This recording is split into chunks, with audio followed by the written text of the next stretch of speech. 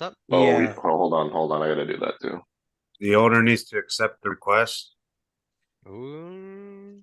No, Oh, everybody else wait, got in. you're doing sound through Albert, right? You'll join the room when the owner No, accepts Zoom. the No, request. Zoom. Oh, okay. Oh, there we go. Through Zoom.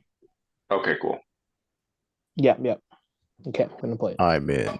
At the docks of Leilon, the Sword Coast 99 found themselves at a pivotal crossroads.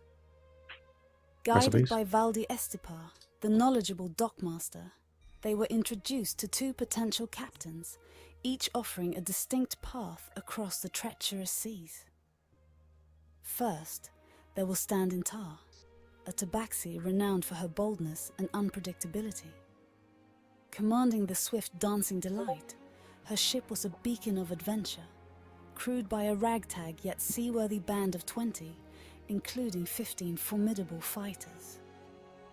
Her offer was simple, yet laden with risk, payment or a share in their potential treasures. Then there was Kristoff, the stoic dragonborn captain of the Ice Flow, a galley from Lord Neverember. His demeanor was rigid, his reputation built on unyielding adherence to rules and an unwavering focus on safety. His crew, hardened veterans all, promised a journey of stability and security, a stark contrast to the wild, uncharted course offered by Stand in Tar. The deliberation was intense, each option weighed with care. Ebrath, their wise ally, expressed a clear distrust towards Kristoff, advocating for the daring path led by Stand in Tar.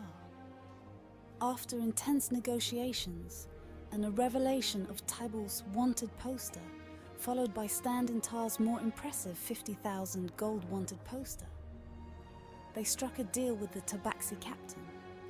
2,000 gold or 20% of any treasure found. The agreement was sealed not just with words, but with a shared bottle of rum that Stand in Tar had curiously acquired from a dragon, underlining their newfound partnership with a hint of revelry. As the 9-9 left for the boats, their tale took a darker turn when Kristoff's true nature was revealed. The Dragonborn, a secret cultist of the Stormlord, launched a sudden attack accompanied by a large air elemental, his intentions malevolent and tied to the cult. In this moment of peril, Stand in Tar proved more than a captain. She became an ally, aiding the Sword Coast 9-9 in repelling Kristoff's assault. Now, as the Sword Coast 9-9 stand at the brink of a new chapter, aboard a ship helmed by a captain as unpredictable as the seas themselves, they can't help but feel a mix of anticipation and apprehension. The Thundercliffs await along with the cult, Ferali and Cassandra.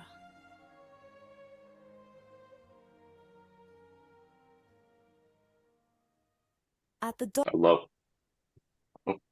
Was that it? Yeah, that's Yeah, it. that was That's it. Because that's I love literally that what shit. happened. We literally ended about to board the boat and do all that shit. Yeah. Yo, that shit's so cool. I'm like sitting here listening to it, like, damn, that's kind of cool. Like, You bro, that's so sick. It Like is that so sick. happened? yeah, I'm like, That ooh, and then recap. what? Yeah, exactly. I'm like, ooh, Yeah. and then what? That sounds like an Well, Yeah, adventure. Francine asked especially me at because one point, she's like, what happened last time you guys played? And I was like, let me show you. oh, And I played sick. Yeah. it.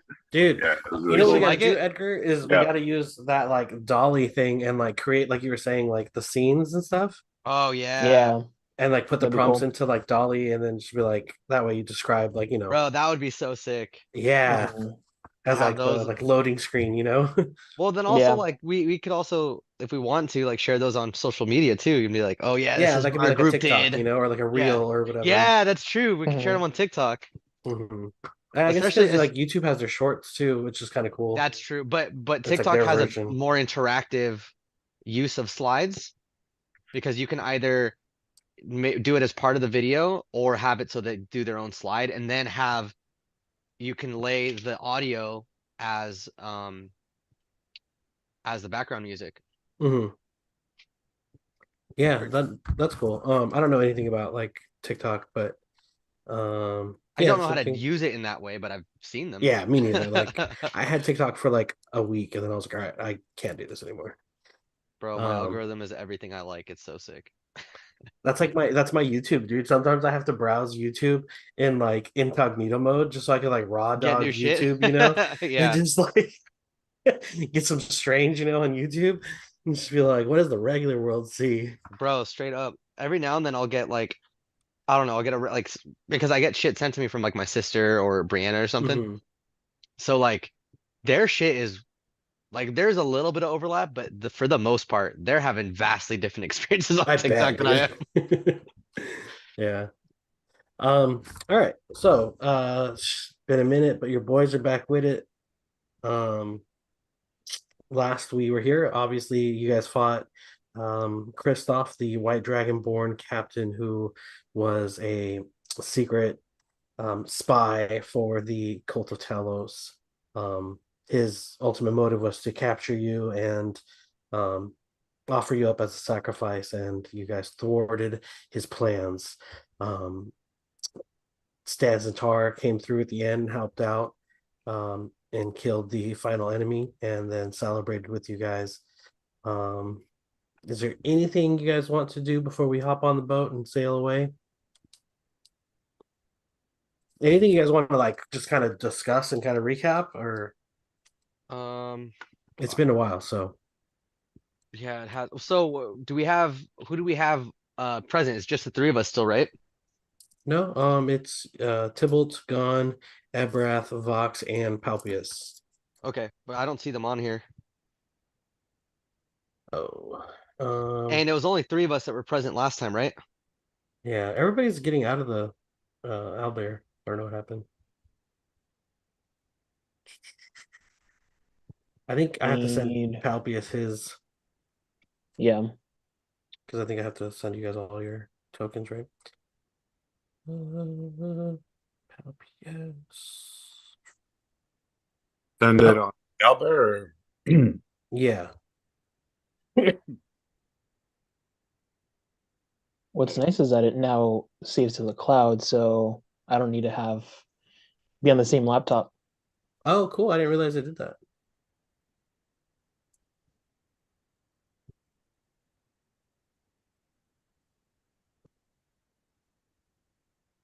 Come in.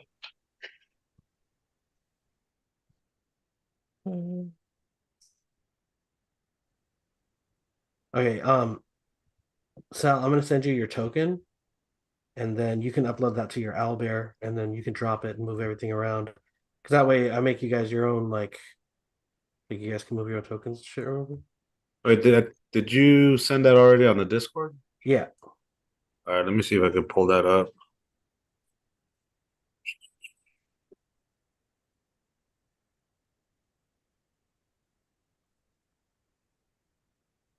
Okay. Paulina and Francine say hi to everybody. Hi, everybody. Hola.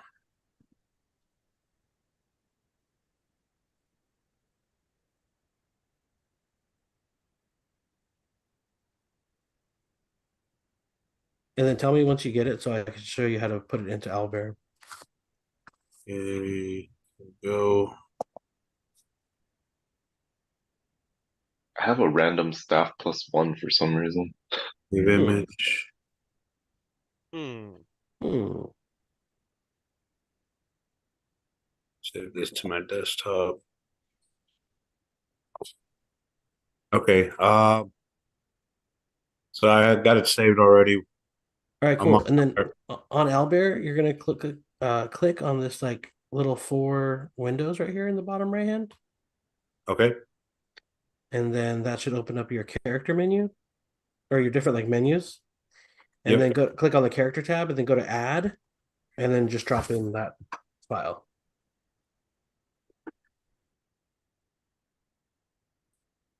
Okay, I drag it in. Yeah. All right, let me minimize.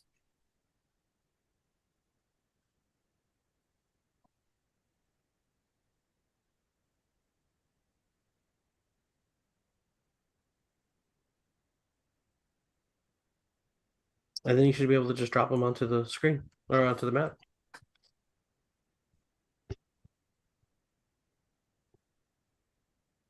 Hold up, my computer is lagging. No worries.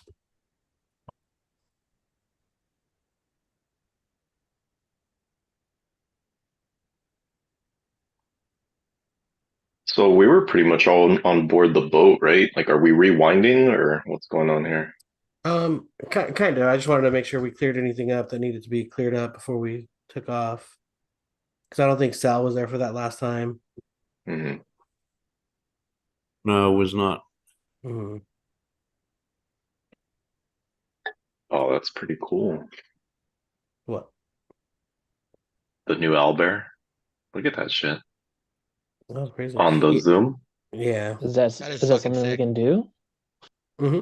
Oh no, that Yeah, looks they've always. badass What though. the fuck? Yeah. I don't have the like computer to render shit like that, but um yeah, you can do it. In fact, on this new one, they have like 3D maps where not 3D, sorry, like animated maps where you can have like running water and shit. I just don't know how to do any of that. I'm dumb. Dang. Believe in yourself, bro. Bro, I tried. I tried. I'm not Naruto, bro. I'm Rock Lee. uh, Believe it. That's so So whack, dumb, bro. bro. The first time I heard his voice, I was like, fuck. yeah, like, oh, this is what we got to deal with. The only good thing about English Naruto is fucking Liam O'Brien. Bro, his Gara? Yeah, he's Fucking such a good hell, Gara. bro.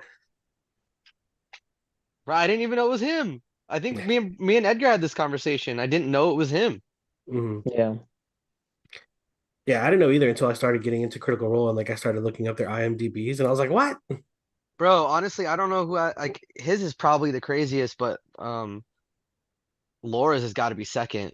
Cause she did Bulma? as much, huh? Isn't she Bulma? Yeah, she did like hella anime. That was like the first thing she got because she Hmm. got She got started through first, Funimation. yeah, through Funimation. She got a bunch of that stuff. Yeah, Yeah. because I guess like they're in Texas somewhere, and that's how like her and what's his name like met. Yeah, in So college. how'd I drop it on the map? Mm. From there you should just go into your like bottom little menu where the sword is for Okay. characters, and then just drag and pull it up. She was young Trunks and Hmm. Gotenks, Dende, Oh, a something bunch of happened. others. She was Keiko and Yu Yu Hakusho. Yeah, And that's crazy. an error message What did it say? says error occurred when sending message. It's Fucking sick, bro. Super helpful. Yeah, and it just fu- it says dismiss. fucked it up so bad. It's like I don't even know what to tell you, bro.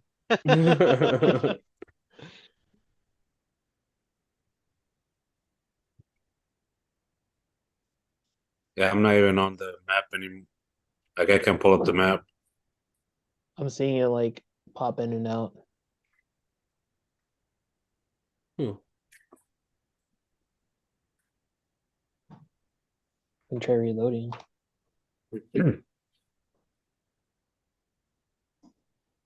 Oh, yeah. Like comes in and then goes away. I just see gray. Did I fuck up? No, There I'm it kind of is. playing around with stuff, so I think that's what did it. Can you, did that change something for you, Yeah, Timmy? it's back. It's back. I'm still on like the loading screen. Okie dokie. All right, well, let's change maps in the meantime.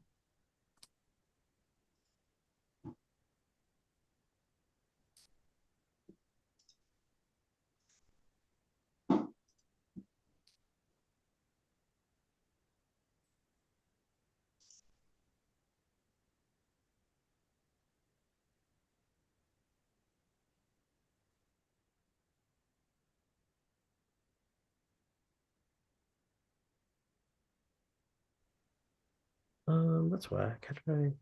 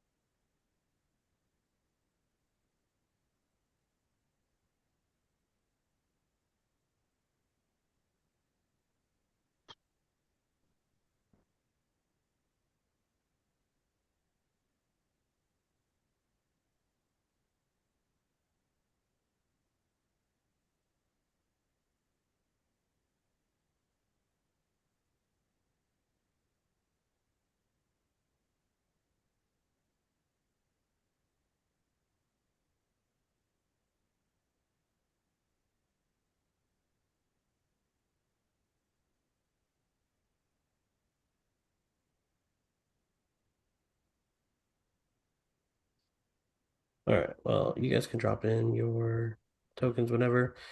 Did you ever figure it out? So, So I just click on the sword, and I can drag my token in, right? just like Templeton. Oh, damn. Big boy. Hold up. No, that's correct. That's correct. That happened to Templeton.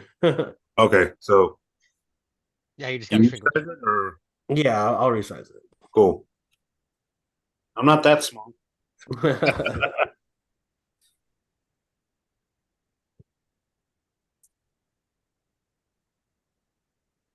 Perfect. I think the fog of war is back. Yep.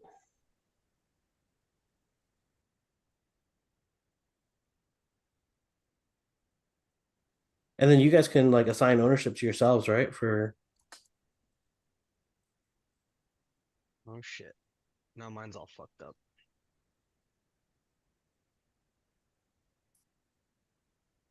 Let's see.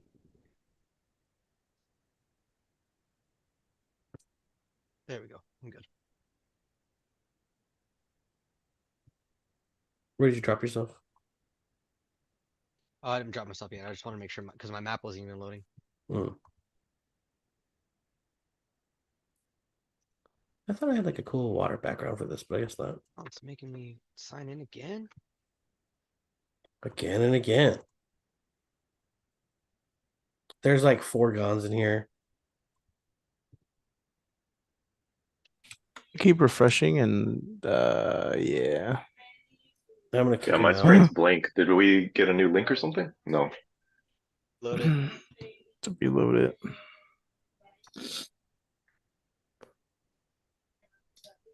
Oh, it flashed and then I can't see it. Weird. Oh shit.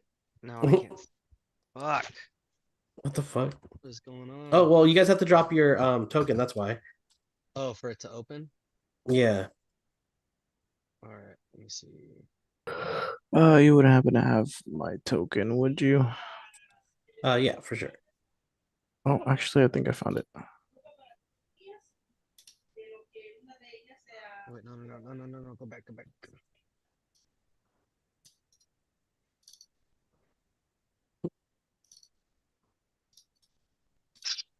Are you guys getting weird flashes of where it shows it and then it doesn't? Yeah. Yes.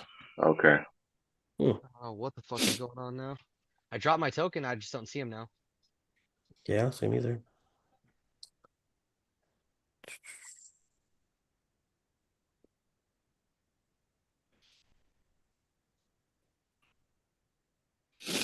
See Tibble. I see Palpius. Oh, here's somebody way over here. What the fuck? Probably me because I can't fucking see where the boat is anymore. There you go.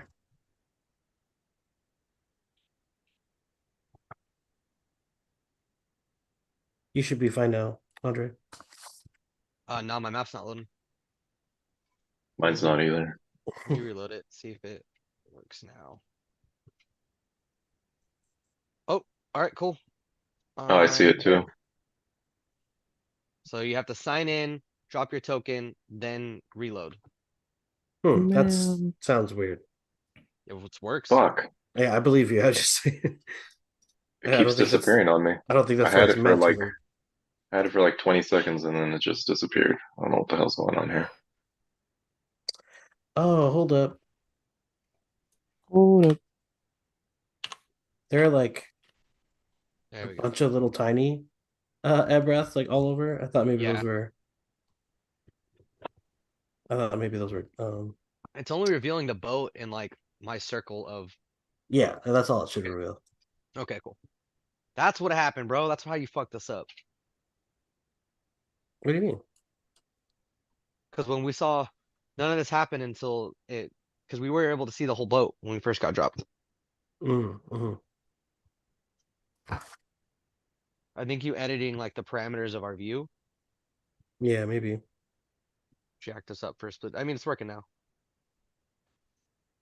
Mine is not. I guess just drop a token for me. I'll have to ask you guys to move it until I get this working.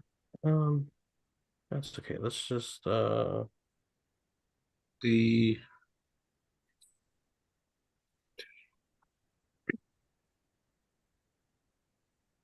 Let's turn it off. Can you guys see everything fine now? Yeah. Yes. everybody else that. Um. I only see Tybalt and Abrath here. Oh, I see I see the crew. I see the rest of the crew. Oh, there's gone. Oh, there he is. Making an I entrance. am here. I'm working for now. Let's see. Yep, there you are. Oh, there you are. Cool. This one right now.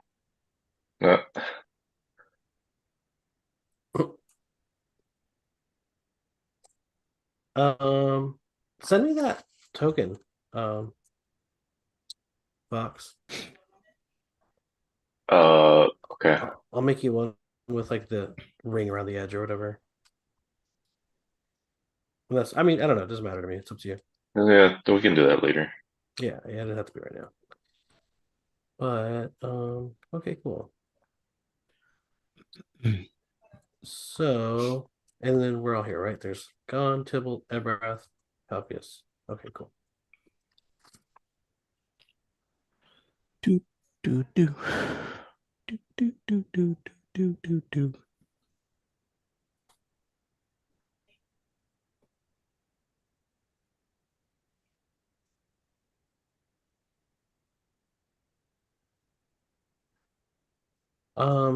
What happened to the background music? Who has the background music? Who's Oh, you sharing can their put it. screen? I can do music if you guys want. I Will think it it needs to allow? come from the same source Yeah, as I say, Does will it it? allow multiple shares? because Owlbear doesn't do the audio anymore. It's supposed to, like, it's supposed to have Kenku FM built in, but I don't like know how. Kenku works out of Discord. But it's I don't know. Something with the Albert 2.0 is supposed to have it built into it, but That'd like be it's great if it did. it's not on the like available integrations like over here. Sure thing.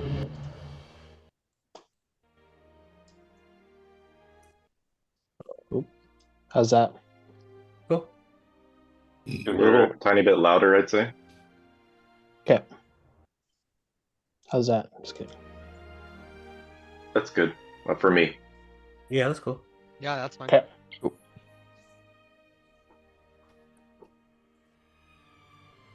All right, we're here.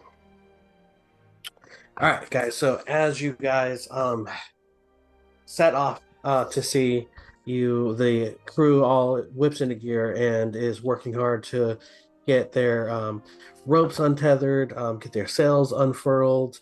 Captain screaming orders at her crew, first mates barking orders as well. Everybody's kind of doing their part to get the ship going. You notice that they move with like extreme proficiency. In a way that you can tell that this is just second nature to them. It's something that they do on a regular basis, something that they enjoy doing. This is part of, being on part of a crew on a ship that like they enjoy the everyday machinations of what it takes to make a ship sailable. And this is you can see the glimmer of hope and happiness in their eye as they look towards the horizon for new adventures. The ship sets out with ease. Waters are a bit choppy at first, but with the normally easygoing, kind of carefree attitude of Stan Zentar, she is now large and in charge and taking command of not just the crews and not just the ship, but almost as if she's taking control of the sea itself. You can tell she's like in her flow state. And after about an hour or so of sailing, you get to some calmer waters where the wind is now in your sails, and you guys are swiftly on your way to the Thunder Cliffs. What is going through everybody's mind? I think a couple of us are a little drunk. Mm-hmm. Um,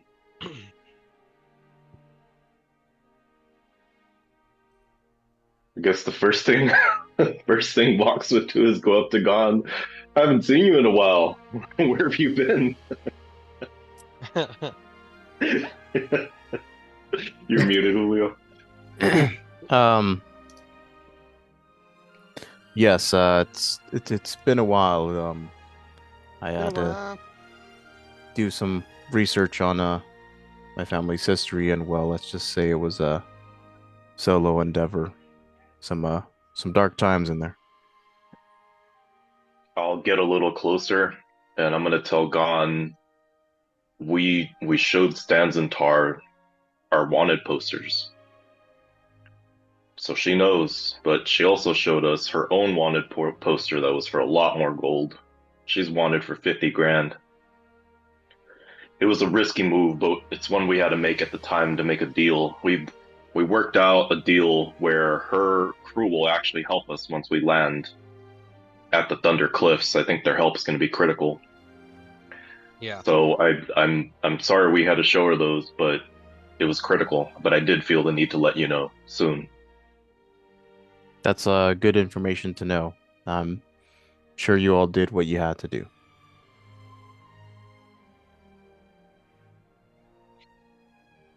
Yeah, Palpius, I don't think was Palpius there for that last No. episode? No. No, right? Just the three It of was us. just the three of us. Yeah, that's what I thought. Palpius, you as well, as you were kind of getting into your own sorts of troubles throughout the town, while the other boys head over and had their meeting with Valdi Estepar and came to the decision of, which captain to go through. I'd imagine that you'd be pretty bummed out that you missed a good fight, and now you're on the ship with your homies. What's going through Palpius's mind? Part that I missed smashing in someone's head with my axe. And one of the pirates goes over to kind of over his shoulder, goes, here.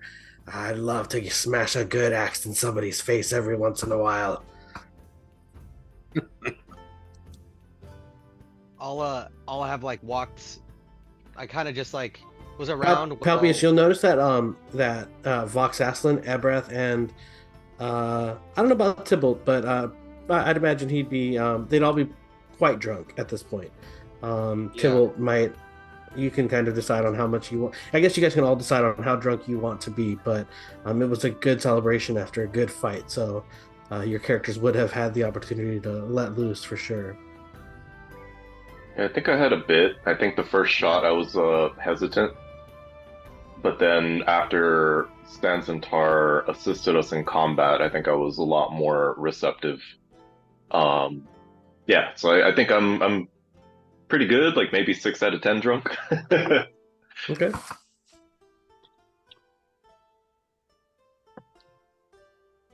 And what would Palpius have been doing like in town while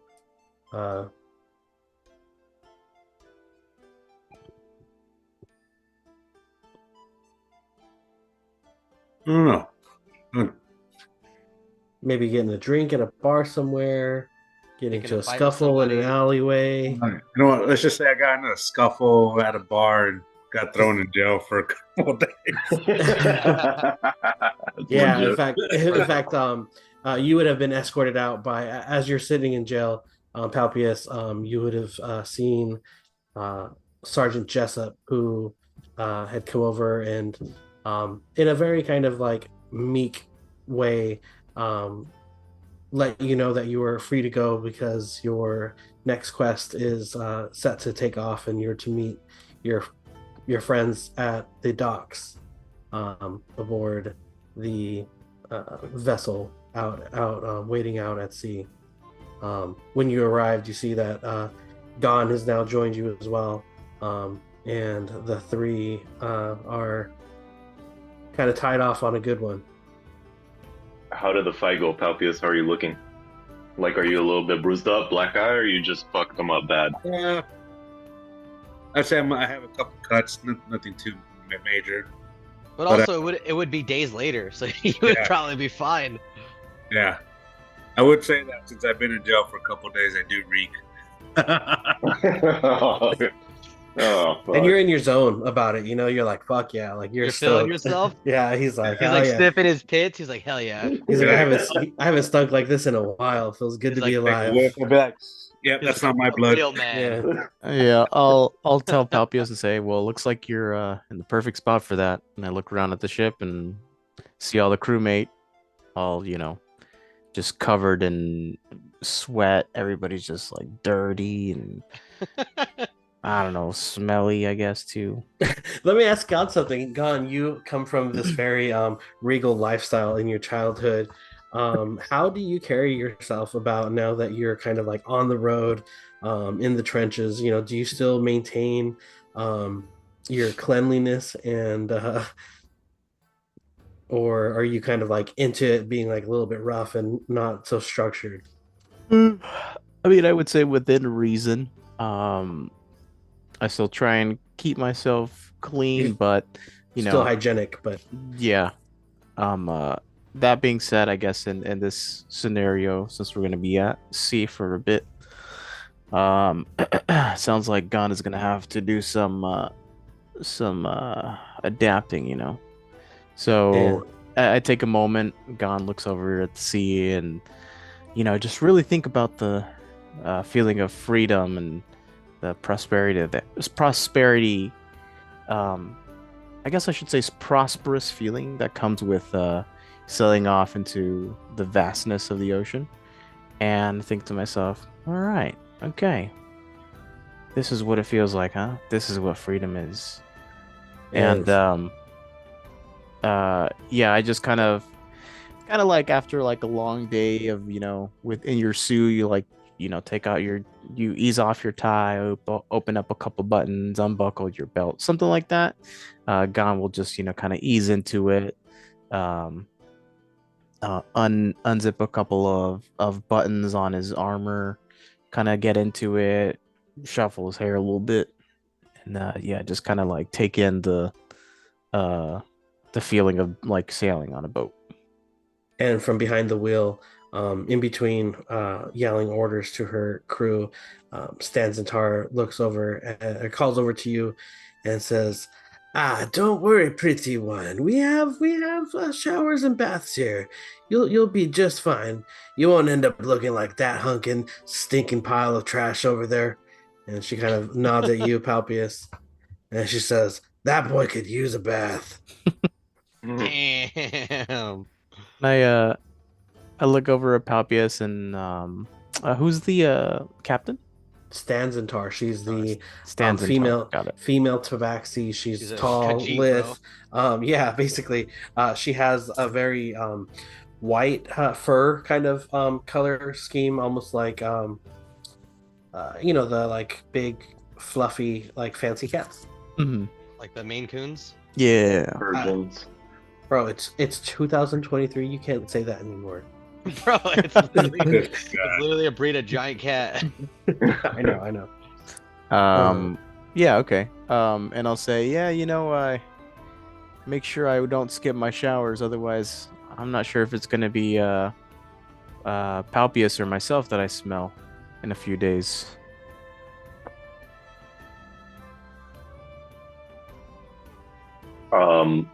I probably would where's Tybalt? I'm gonna go over to Tybalt. Tybalt, I don't know about you, but this is my first time on a ship.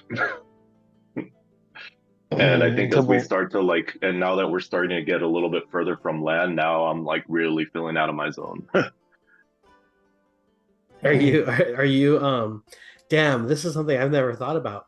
Does Vox take like comfort in the like solidity?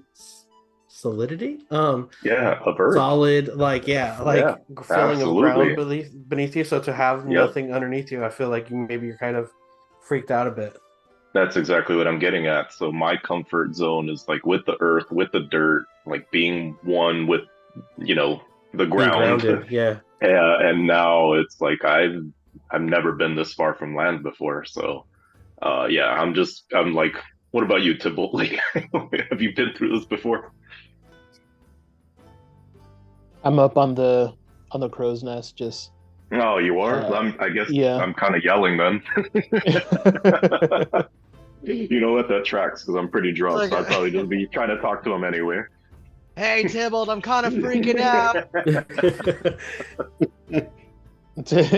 And Tybalt's like, it's all right. It's all right. Just you got to find your sea legs. You know, the center of mass changes. So Yeah, I'm gonna just be like standing all like with like what's it called, like football huddle, just like down, like okay, all right, I think I got this. Would you just with the sink to the mask, bottom just of the ocean? Would you sink? Probably. He's Would like you sink to the 600 bottom of the pounds. ocean? You can't swim, I right? Like might. you're not buoyant at all. No. No. So you would just sink to the bottom of the fucking ocean if you fell overboard. As I mean- one of the crew members pass by you, and you hear kind of through like a mutter, you hear fucking landlubber. Yeah. And as Ebrath is saying that, I'm just like, oh fuck. I'm like, Yeah. Anyway. And then I just walk away.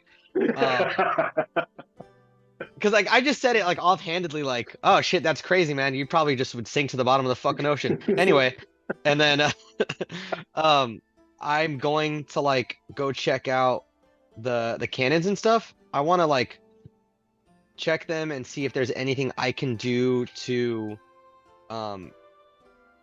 better the artillery that they have. Whether it's Yeah. like mixing, like helping them mix some new powder or mess with the fuses or the size and shape of the cannons. I'm just like, I'm envisioning all of the cannons to be like just much larger, more primitive versions of my hand cannon. So Yeah, I'm sure. kind of like walking let around, me- taking notes, and then just figuring out how I can help. Yeah, I'm trying to remember where those are. Give me 1 second.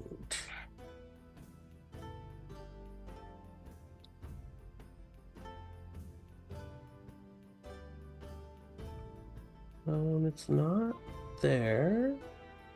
Oh, so they're all below deck? I think so. It's been a while since I looked at this map. It's a couple different layers here. While he's looking at that, I guess I'd probably yell out to like the rest of our crew. Have you guys ever been on the ocean? Just fucking freaking out. Yeah. Okay, here they are.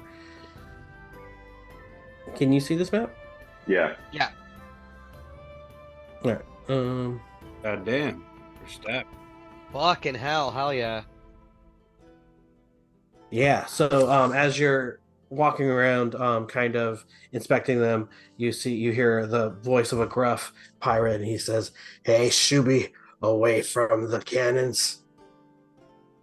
Hey, don't mind me. And like I'll like take out a flask that I would have asked a sailor for that's way too big for me because it's like a normal human flask. I was like, fucking take a big old fucking pull and like stuff it in my coat. You're like, It's like I'm a just- normal flask, but it's like a 64 Yeah, but it's ounce, fucking like huge, Yeti yeah. for you. Yeah. Big I'm gulp. like, I'm looking around. I'm like, no. He's like, you guys actually have quite the arsenal here. I'm somewhat of an expert for, in regards to things that go boom. So I wanted to see, since how well you do in a fight kind of is. Sorry, I'm a little drunk. It's now I have some skin in the game, so I want you guys to be as effective as possible, and I think I might be able to help. And I pull out my my little notebook, and I go back because I would have like walked around before he saw me and kind of made little notes and stuff. And I just show him like the little alterations that I were planning to suggest. Okay, give me an intelligence check. Let's go. Just straight intelligence? Mm-hmm. Cool. No fucking way, bro. All right, I'm gonna flash a genius that. That's a 10. Jesus Christ. How much was your flash of genius? +4. Oh, okay. So it wasn't that one. As you are just drunker than you anticipate, you're trying to communicate very technical things to a pirate who is possibly as drunk as you, as he's now taking sips from your flask with you. And he says, what was your total score? 9? 10. 10. he says, "Yeah, well, you might be a shooby, but it sounds like you might know a thing or two about uh, some weapons here. But I think maybe you should just hang tight for a bit. Let the sea legs kick in and let the sun sober you up a bit before you play with anything that goes boom." Okay, yeah, sure. I'll just put my notes away. And he'll take one final swig of your flask and hand it back to you. And he says, "Come see me when you're more sober and we can really get to tinkering." Will do. Will do. What was your name? Oh, you're gonna make me look at the names. Yeah, sure, I mean, you are the absolutely. DM. I was gonna say, he's Yeah. making you do your job, bro. My name's Pirate 11. Did you say Pirate 11? No, I Yeah. said Pirate 11. So it's supposed to take 2 to 3 days for this journey, just so you guys know. Yeah. Okay. All right. Well, I'll How- kind of hand him. I'll like you can have that. And I just hand him, give him the flask, and I'll head back up to the deck. Yeah, how would you guys like to spend your time kind of just passing time here on the deck? As you guys are sailing, you will see random crew members kind of pulling on ropes, tying things up. One person's scrubbing the poop deck. Other people are like loading supplies, kind of in a what is it called when there's like a chain of people? Whatever, A conga line. Yeah, conga line. Everyone's fucking shaking their ass. Everyone's kind of doing their part and getting things underway and just being the most prepared they can be. It's been a minute since they've been back out to sea, so they're kind of having to get things back in their way. You can hear a lot of movement down in like the cargo area. There is like an under like mid deck where there's like beds and stuff, so some people might be napping. How would you guys like to spend some of your time? I mean, granted, we're talking like a 3 to 4 hour spread of time here. For sure, adjusting still to the ship. I think anytime water splashes in my direction, I'm gonna use my shape water cantrip to like fucking push it away. Just yeet it out of your and just face. like maintaining my little dry zone and like latching onto that for what it's worth. And then I think once I get a little bit more comfortable, let's see, I probably would. Let's see, everybody's back. I don't know. I think throughout like that time, I probably had this conversation with the 3 that have been missing. Like a slightly more private, as much privacy as I could possibly get on the ship. But I'm not broadcasting at this point, right? But I'm going to tell them all kind of individually, or if I see like a group of 2 or 3 of them that might be together, I'm gonna just try to lay the land for like what's to come here. And sort of just unfortunately repeating for the other ones that were here last time, but yeah, I'm gonna say I don't know what to expect here. I haven't seen Mistral in a long time, and I've never met my kid. I think it's gonna be a bit rocky. My top priority is saving my child. Did the Earth Kenosi And- just make a Rocky joke? Wow. And at whatever cost, if that means I need to end Mistral, if that's what it comes down to, then I hope you guys can align with my priorities. I've thought this through since I found out about the recent events, and my kid is my top priority. I need to save her. I think she's innocent in all this. She's only a couple years old, but being that she is a paragenasi, the child of 2 genasis, I can only imagine what her power's like, and I don't know what to expect, but I hope you have my back on this. Are you only talking to the 2 that were missing? I mean, kind of depending on where they're at or what they're doing. I mean, like I said, as long as it's like a little bit more private, I wouldn't necessarily exclude, you Ebrath or Tybalt or anything. Got it. Okay. Just trying to catch them like more in a moment of where they might be a little bit more separated from the group, or like I said, if they're hanging out together, that's cool too.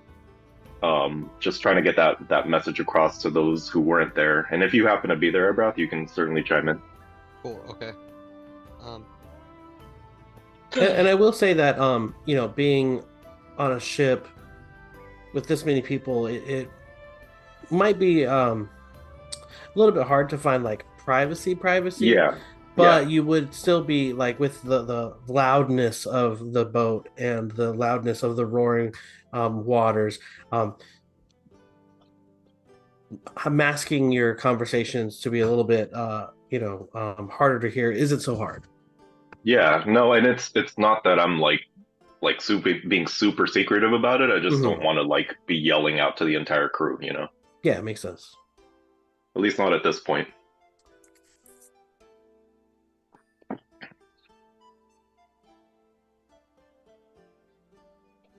And then what about you, Ebrath? How would you spend your time on the ship?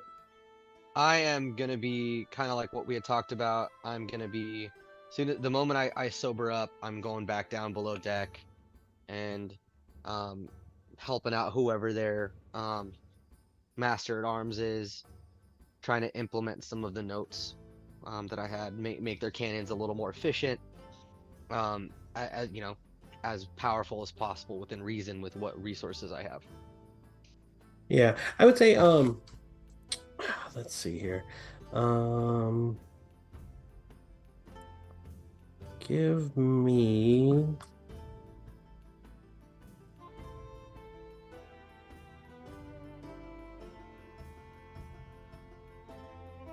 hmm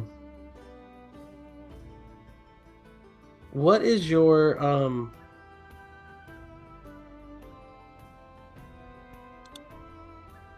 hmm I don't know what to make you do. Um it's not really sleight of hand. Um, damn, all the like intelligence ones are kind of stupid and don't apply. um, Um, man, give me a I can just do raw uh intelligence again. no, give me a dexterity check. Just a dex check. Yeah.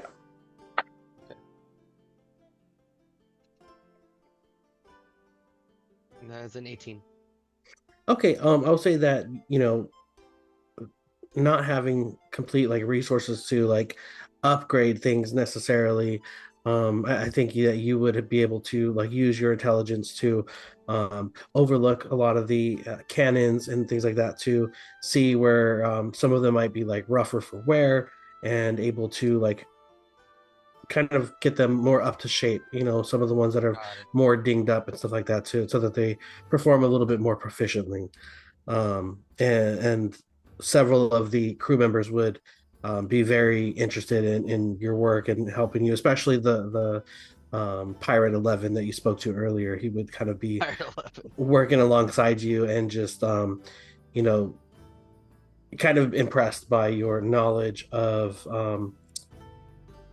the way things work and your ability to pinpoint things like that, and just like kind of seeing cannons in a new light, and just being like, oh wow, like that could have been bad if this happened, or like I didn't realize that that one was so fucked up or whatever, you Yeah. know. And he definitely would have like you would have like earned favor with him quite a bit, um, just because you're kind of making his job a lot easier. Yeah. Um, But I do want to add that I'm not necessarily going in and taking over. I'm very much trying to make it seem like I'm just assisting him while also kind of trying to impart some knowledge about how to be as good as possible. Yeah, definitely. And I'll definitely say that, although he is very welcoming of your help, Some of the other crew members kind of just like grumble whenever they hear you guys laughing because they feel like they're not included, or maybe one of them chimes in every here and there, but mainly keeps to himself and just like whenever you guys go like yay, like he'll kind of clap along or whatever, and but for the most part they kind of leave you to your routine, and have no problems helping you out if you ever ask for like, hey, can you pass me that, or like, hey, can you bring me some of this? The crew is very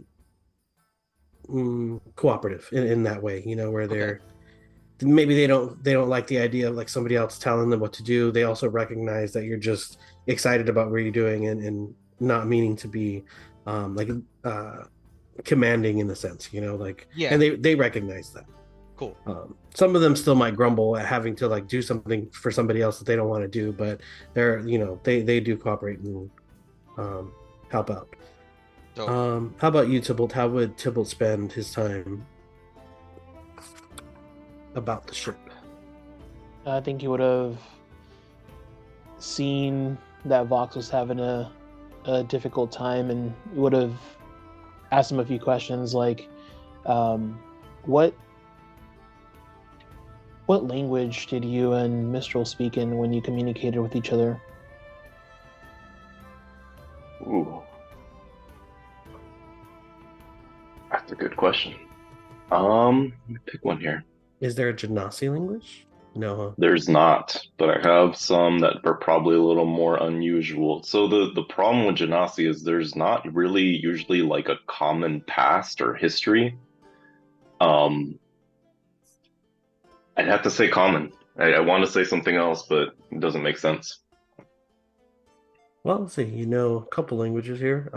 Yeah, but the thing is, like, they rarely come from any similar past, like, Yeah. and especially with her being water, there's like, Well, it's a if you huge culture clash. yeah, if you would like, you could say that one of the languages might be a shared language with her. I wouldn't have any problems with that. But if you want to go with common too, that's fine.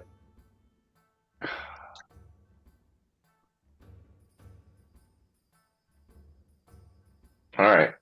No, you know what? It doesn't. No, I can't. It had to be common. Like, I don't imagine us having any shared languages other than common. Okay. Okay. I know one day we'll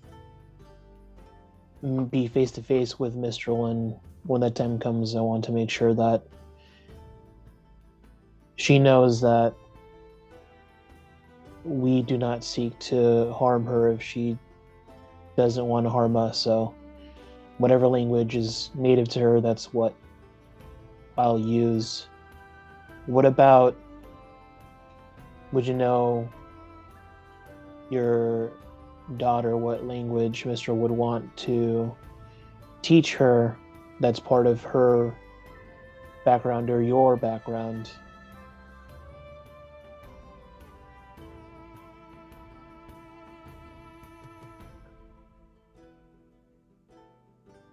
I can only imagine she's learning mostly common, but I mean, you've seen when I speak Draconic, it's an unusual tongue. It's very harsh. It's very different than any other languages I speak. Quite frankly, I don't know how I know it. I must have learned it as a kid at some point from somebody. But at least from what I've learned about Genasi in this world, there's a good chance she was learning Draconic. It's a powerful tongue.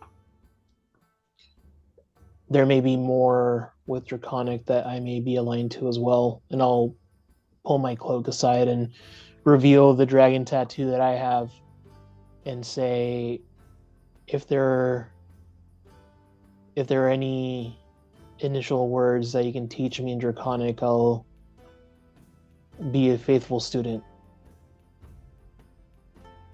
I certainly will. I certainly will, and just like do a couple of the basics, like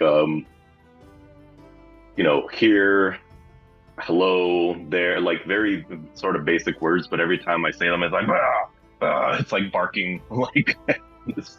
And I would like as you're trying to learn, I'm encouraging you to do the same. I'd imagine Tybalt's like kind of low key, just like like, oh, do I say it like this? I'm like, no, like, you gotta put some effort into it. Like, Tybalt, your accent's dog More- shit. More oomph. More oomph. More oomph, yeah. Hey, Andre, are you using your beer holder that Diego got you? I am not. Bummer.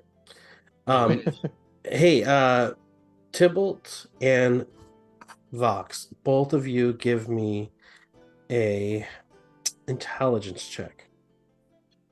Okay. Oh, that's a 10. Intelligence 13. Okay. Having that, you guys have had a bit to drink. Vox, maybe you a little bit more than Tybalt because of your unease with the feeling of being at sea.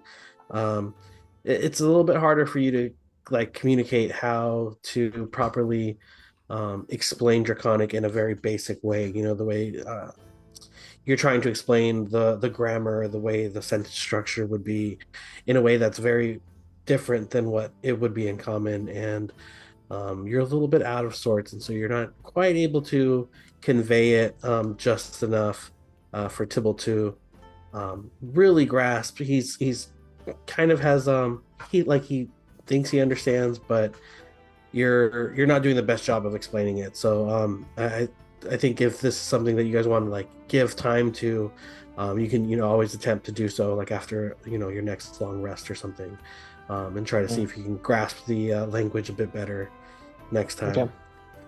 Okay.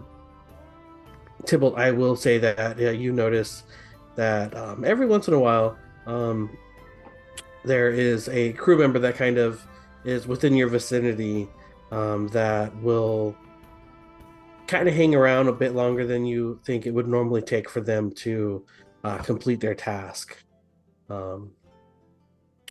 Lingering, and kind of repeating mundane tasks to possibly stay in the area. Different crew members or the same one? It seems to be the same person, yeah. Who are they? They're just average human pirate, female, discernible enough to recognize them, in the crowd. Okay. I'm gonna, just as they're keeping a close eye on us, I'm gonna keep a close eye on her and see where they go after they finish their tasks that are next to us. Yeah, absolutely. And I'll say that throughout the next couple hours, you would see them kind of going about their routine, stopping to chat with other crew members, laughing with some, kind of having casual conversation with the others. Very aware of your presence, though. Always making sure to kind of have a grasp of who's where and who's within range, of like a hearing distance. Okay. If it's in the short span, then I won't do anything. But when time permits and when I have a moment of solitude and I feel like she is as well, I'm going to use Scry. Yeah. Actually, how about this? Why don't you give me insight check? Okay. Insight. Oh, come on. Okay. 10. I can give myself a use what's it called? Guidance, and try and bump that up. You're welcome to do so. 11. Okay. Way yeah. better. Yeah. With an 11, you don't necessarily perceive her to be up to anything nefarious necessarily. And as you kind of watch her throughout the day, um, she doesn't do anything to necessarily like raise suspicions. However, you do notice that like odd pattern where she's kind of like every time you're deep in conversation with Vox about Mistral or something, she's kind of nearby. Every time that you're talking about what your missions are, like she's kind of scrubbing something, 20 feet that way. And you just recognize a pattern more than you necessarily suspect anything nefarious. The pattern is there, though. Okay. All right, Palpius. How would Palpius be spending his voyage to sea?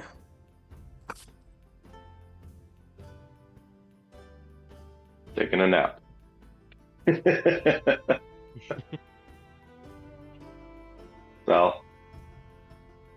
Salvador. You frozen? I don't know. Give me like, let's take a 5-minute break. I gotta take a quick break. I think it's frozen.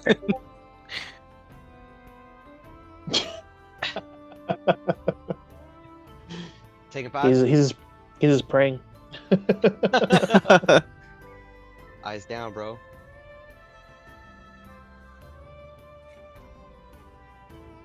If I turn this down, does the volume Yes. does it also like affect the volume? Yeah. It does. Okay. Good to know. You're on the new PC editor. Yeah, I loaded some more stuff on it. It works Yeah. well. Want to upgrade the RAM soon. What'd you get? I got an Asus ROG Zephyrus. Zephyrus Ooh. M16. Yeah. Nice. You got like the newer version of mine. Yeah, it works well. Yeah, I mean, I've had no issues with mine. The only issue I've had with mine was just the cooling, and seemed to solve the issue once I got the cooling stand. Oh yeah. Although I haven't tried what the biggest issue was Diablo. Baldur's Gate got it hot, but it never like would force a shutdown.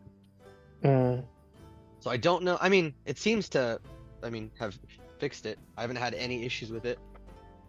Yeah. Just running I with was, the I was doing some research on how to make it. Well, I think once I upgrade the RAM, it should be a non-issue. But getting a leaner software, because Asus likes to implement a lot of software Yeah. on its end, but it's software that isn't necessarily necessary. Yeah. Well, like the whole suite, like the whole Asus suite that comes Yeah. with it. I mean, it's kind of nice if you don't know what you're doing, but Yeah. even I don't really use it that much. Yeah. I mean, whatever. I mean, I've had no issues with mine. So, what size did you get yours?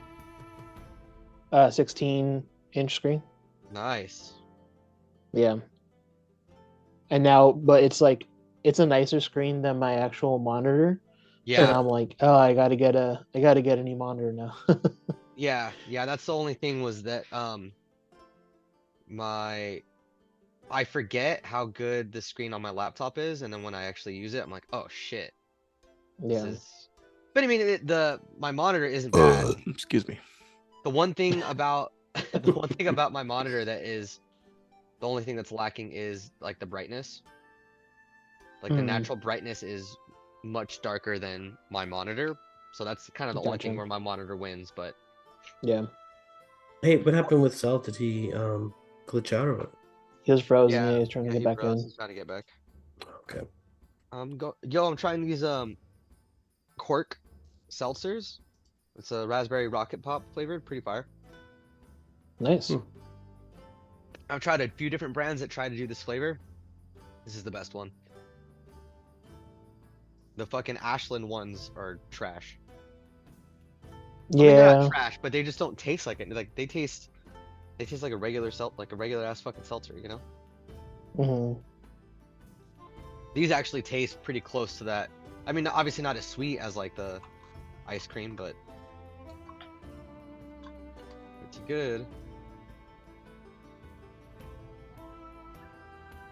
Bro, I can't believe how excited Elias was to get his like Christmas presents. That's so cool.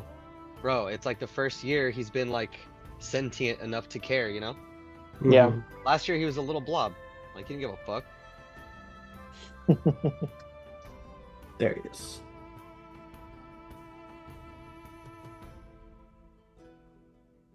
But yeah, the moment like he was kind of getting a little hyped about some of the presents, but the moment he saw the packaging for Woody, he was like, "Yo, what Yeah. the fuck?" All right, I'm back, guys. This beautiful motherfucker. And then I sent the pictures of like him. We put on once people started leaving, we put Toy Story on TV, and he was just standing there watching them with like one toy in each hand. Yeah, nice. Nice. And every now and then something would happen, and he would pick one of them up like towards the screen, and then be like, "All right," and then Yeah. follow it up. All right, cool. So yeah, Sal, how would Palpius go about spending his time on the ship? Probably giving a hand of any like physical intensive, work that's needed on the ship. Okay, yeah, I think the crew would be generally appreciative of that, and a lot of them would kind of uh, haze you a bit and kind of like talk shit and call you like Shuby and landlubber and things like that. But once they see that you're an asset more than a burden, they would uh, kind of just accept you as kind of like one of their own, and see that you can take the shit talk and give it back, and kind of communicate to them the way that like Sal communicates to most people. And it's Oh, yeah. that's the vibe. That's the vibe with them. And they would they would be very appreciative of any help that you have, and so they would welcome you in with like open arms once they see that you are willing to kind of carry your weight and do your end of the work. And so they would appreciate that, definitely. And then how about you, Gon? How would Gon spend his time about the ship? At this point, I would want to gain understanding of the ship and the way it works, and um, the way the crew runs it. So I would try and do my best to get an understanding from the crew, work with them, but I also don't want to overstay my welcome if that's if this crew is all about efficiency, and if I'm in the way at all, I would probably do so from a distance. So yeah, pretty much just trying to gain knowledge from studying the crew members. Okay, cool. Yeah, I think I think they would be a bit like leery of you, just seeing as how intently you are like studying them and watching them. I think some of them would kind of scoff at your um, uh, what's the word I'm looking for? You're like overall kind of just the way you carry yourself. You've been trained since a very young age to be very polite and personable, and that's a little bit more. They're a little bit more loose around the edges, than than what you were kind of used to growing up, and so they could definitely see that you don't quite fit in with this like ragtag bunch, but they are very intrigued by your presence at the same time.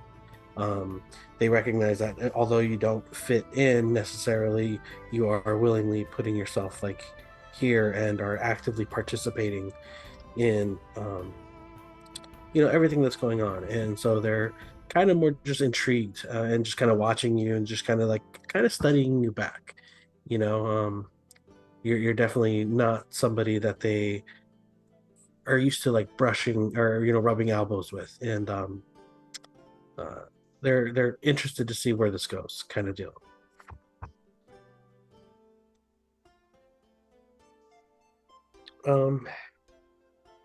So yeah, I think after several hours out to sea, Stans and Tar will kind of gather you up and uh, invite you into her captain's quarters to uh, have some sort of discussion, and kind of plan for the what's to come. As she invites you all down, uh, where's my Albert Rodeo? Here it is.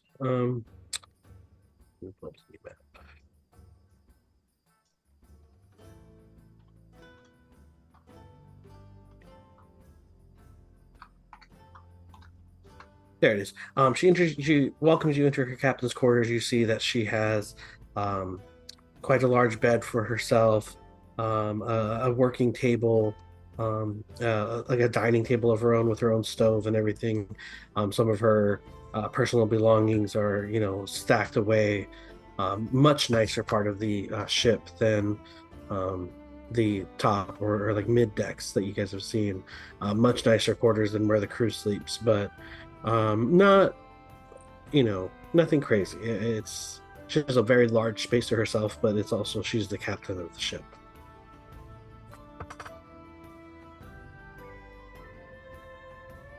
Where is my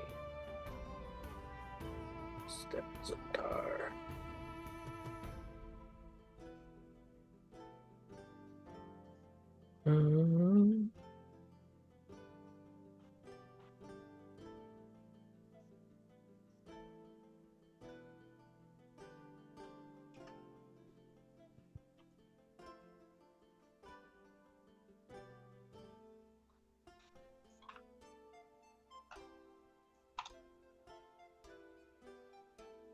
Cool. Let's try this bit. Can you guys hear me? Yep, you there?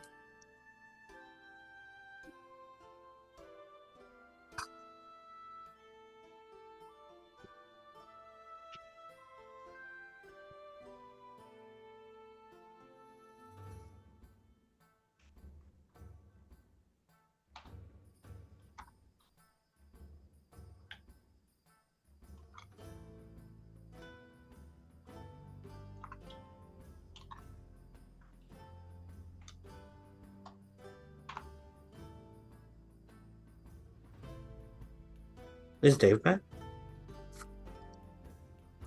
Yeah, I've been back. You not Okay, see my sorry. video? I wasn't paying attention to Zoom. Sorry, Okay. I'm on Albert. So yeah, she welcomes you into the captain's quarters as she was gathering you. You can see some of the crew members kind of like grumbling and maybe like getting a glimpse of what her captain's quarters is, and kind of like, "Ah, fuck, like I wish I had a bed like that, or like, oh, must be nice to have a table. Some of them would talk shit to Palpius on his way out and be like, oh yeah, go have fun with your friends, all your fancy friends. um, Pirate 11 would be very excited to get back to work with Ebrath, and he would say, oh, don't take too long, we've got plenty of things to work on down here. Yeah. She welcomes you guys in and sits you down at the table. She says we've got some stew cooking. Should be done any minute now. Feel free to help yourselves. My casa is su casa. Thank you for the hospitality, Stanzentar. Anytime. This is, the part of the good part about being the captain. It's being able to put your feet up and relax every once in a while, if you know what I mean.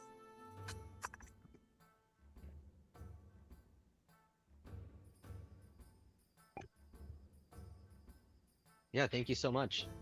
I'm just gonna take my tankard and just fill it with whatever's nearby.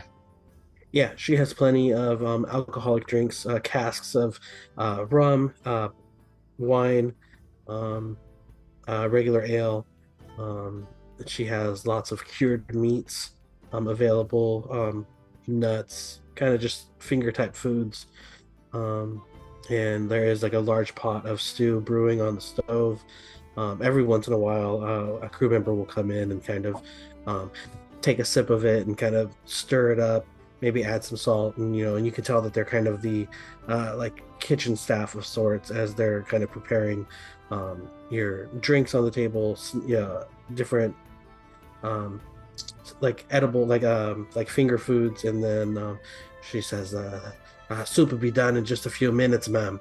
And Stanzatar says, "Oh, that'll be very good. You can go ahead and we'll take over from here. Thank you very much." And the kitchen staff will excuse herself out and say, "I'll be up top if you need me." And Stanzatar will kind of like tip her hat and say, give her like the signal, like, "Okay, you can leave now." And Stanzatar says, "Please, please, well, treat yourself. There's much to discuss. What are your thoughts on what's to come?"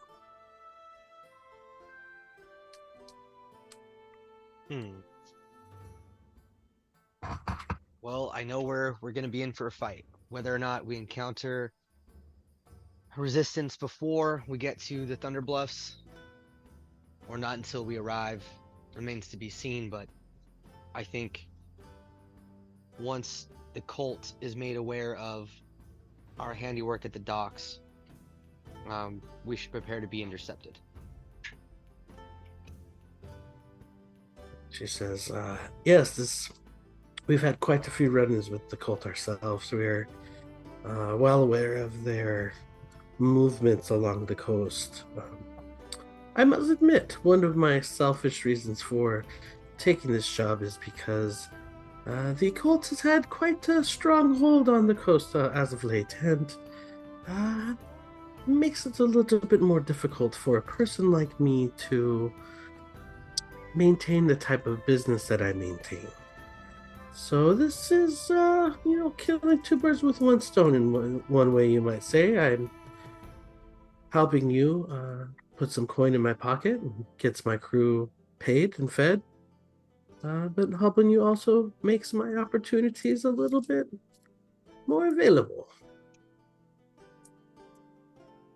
I can tell that our interests are aligned, and if only in that, but I do appreciate our safe passage on your ship, and I also appreciate the fact that you're enabling us to walk amongst your crew. I know that not everyone would have let me get my hands on their armory or their full arsenal the way you have. And granted, I am only acting in our best interest, but I do greatly appreciate the ability to work my craft in these few days' time.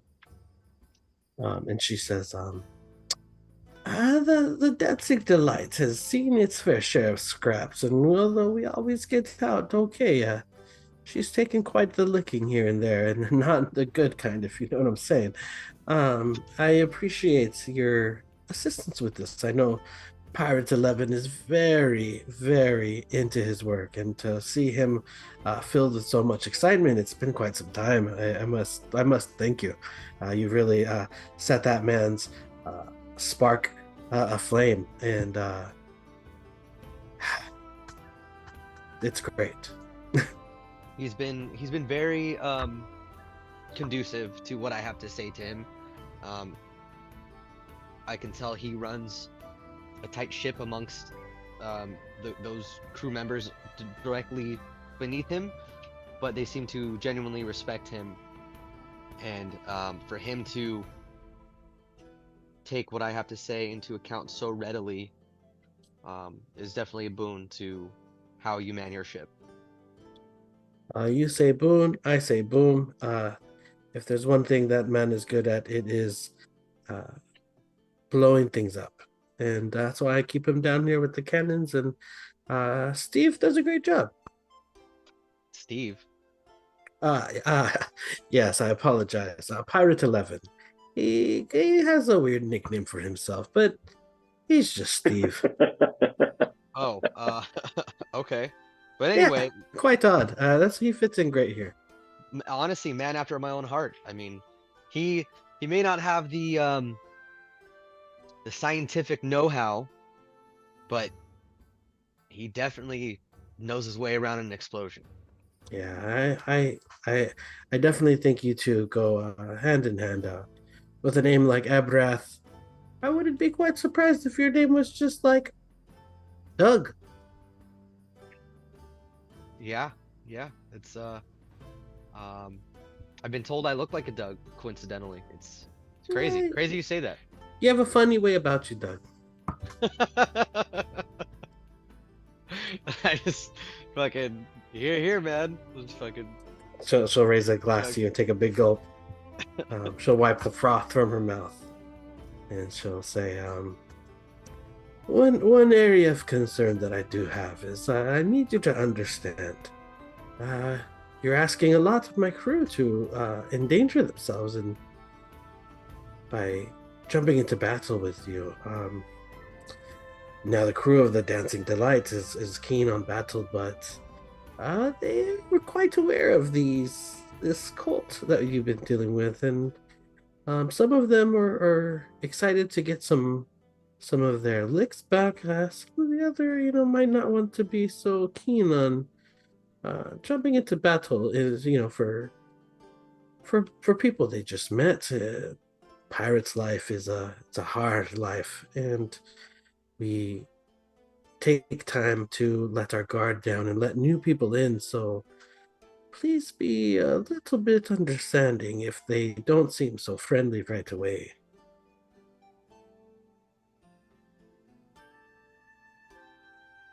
Yeah, I mean I haven't really dealt with too much of that, to be honest, but then again I've been absorbed in my work all day, so Yeah, I understand that some of this might be new to you. Some of you seem to be fitting in. This big stinky guy over here, he's been a tremendous help. This dusty fellow, not so much. Uh, never seen the newbies have to scrub the poop deck as much as when you're around. But well, it's your first night out at sea. We'll get past this. This is a normal thing that happens. The shoobies like you, it's normal. It's normal. Doesn't feel normal. And every time there's like a swing of the ship, I'm still like just like grabbing on and bracing. I'm still not quite adjusted to it. Voxassin, for as large and bulky and rocky as you are, you must let yourself see beyond yourself and really feel the flow of the vastness of the ocean and realize that we are all just drops of water in this giant ocean that is surrounded by us. And once you accept that and accept your place in the world, I think you will learn to float just fine. I'm more of a grain of sand, Tanzantar. Not so much a drop of water, but I understand the sentiment. That is a different philosophy, and I understand your sentiment as well. I do think we need to discuss battle plans at some point. Probably sooner rather than later. Do you have a second in command? Yes, my first mate, her name is Castisha. She is a fierce young warrior and a natural leader. The crew very much looks up to her, and I put a lot of my faith in her.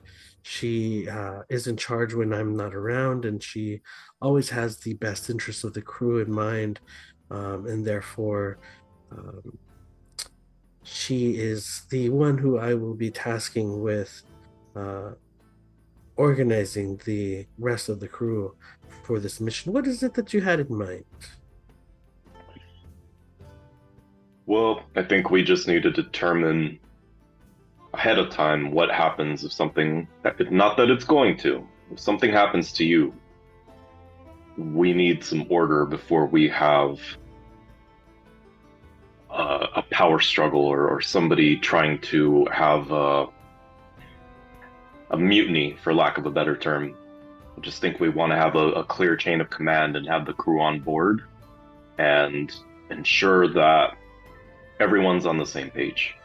She lets out a scoff and laughs quite a bit. And she says, "Be careful, darling. That is not a word you use very casually in this line of work. But I assure you, my uh, Castisha is my utmost loyal friend. Somebody I've known my entire life, and somebody I put my full faith and trust into. She would never." Um, she would never think to continue on with this life without me by my side. She would never betray me in that sense.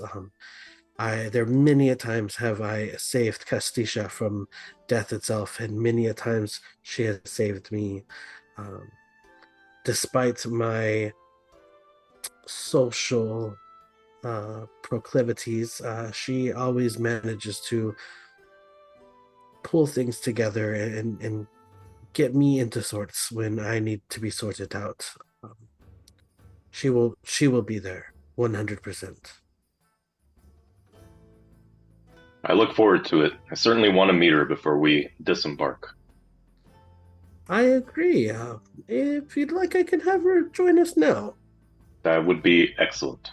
Okay, one moment here, and you'll hear her kind of yell out to the kitchen staff, and they'll come in, and she'll say, please summon Castisha. She'd like to be at this table with this conversation. These folks here have very many particularly interesting things to say, and I think she would be keen to know what the plans are going forward. The kitchen staff will excuse herself, come back. A few moments later, the doors open, and you see Castisha. She is a young human Kalashite. She is darker skinned than the rest of the crew. Actually, hold on. I don't know if she's darker skinned than the rest of the crew. I might have misspoke. Because I do. What the hell's a Kalashite? Man, you should read a book every once in a while. You don't know what a Kalashite is? I'm just kidding. I don't know what a Kalashite is. It's some sort of people in D&D lore, but I'm not smart enough to know what it is. So, I really have no idea. Oh, where is she at? She is right here, I think. Sure. I think that's her. She looks pretty badass, I gotta say. She is pretty badass, I gotta say. Apparently she goes by Ronster. Well, that is quite a well-known name in this area. There's legends of a Ronster who is very, very strong.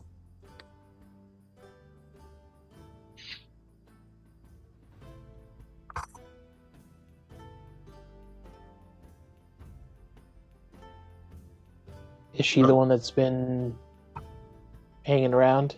No. That would have been another pirate. The other pirate that you would have seen like standing around would just be definitely a lower tier member of this a small group. Definitely somebody that holds less rank. Okay. Kind of just I'm your gonna- like general NPC kind of level character. I'll stand to greet Castisha as she enters the room. Castisha, nice to meet you. We'd love to discuss our upcoming adventure here with you, and as we started to talk, I realized you're a critical part of this, so I'm glad you were able to come.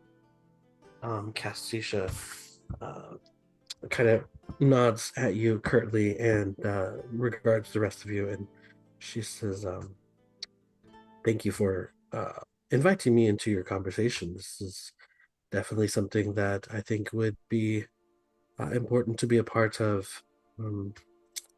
I've heard, some details from Stanzatar, but now that we're all here, let's just be very frank and upfront. What are we getting into this time? And she'll kind of glance over at Stanzatar, kind of with like a side eye, Like, what the fuck are you doing now? You know, like Well, we don't know a lot, but I'm happy to share what I do know. We are in pursuit of, as you know, the cult. It's recently come to my attention that one of their commanders or leaders is somewhat of a love interest of mine. We had a complicated relationship, but I can only imagine the feeling is mutual in that we still care for each other.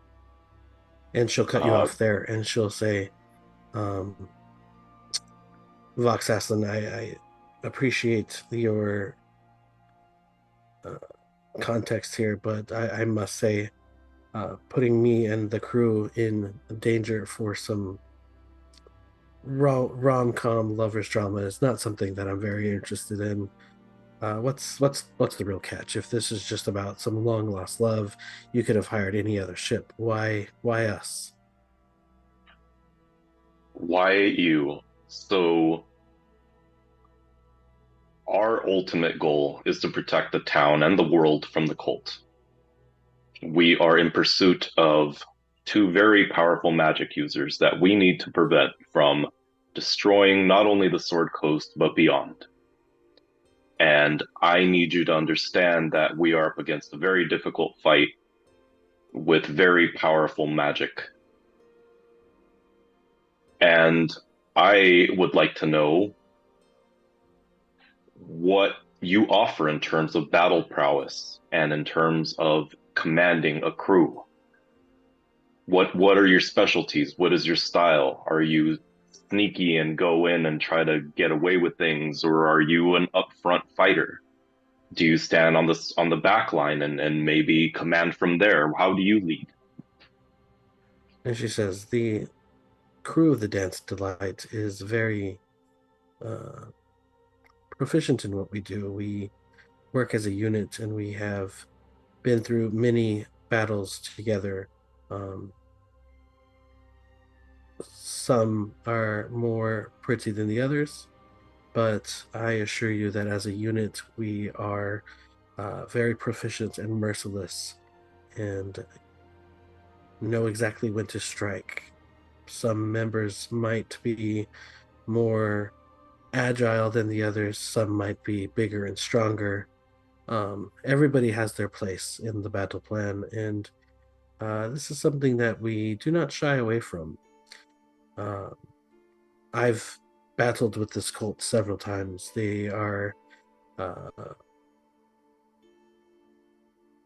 sweeping across the coast and um, taking away the ability for us to do what we do best. And we've had quite a few run-ins with this cult itself. I'm curious to know what you know about this cult and what you come to expect.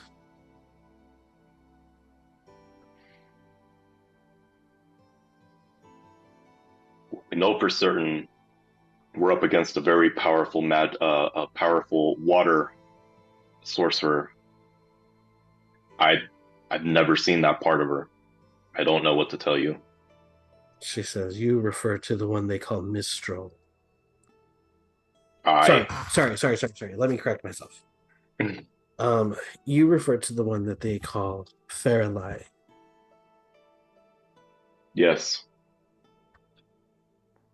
And you'll see that she kind of takes a moment to take in the severity of what you just said. She'll look over at Stanzentar. Stanzentar will look over at her and kind of give her like a wink and a smile.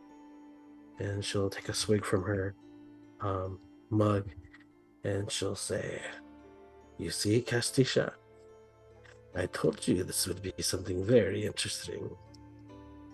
And Castisha will say, this is very interesting indeed. This is not somebody that I anticipated battling again quite so soon.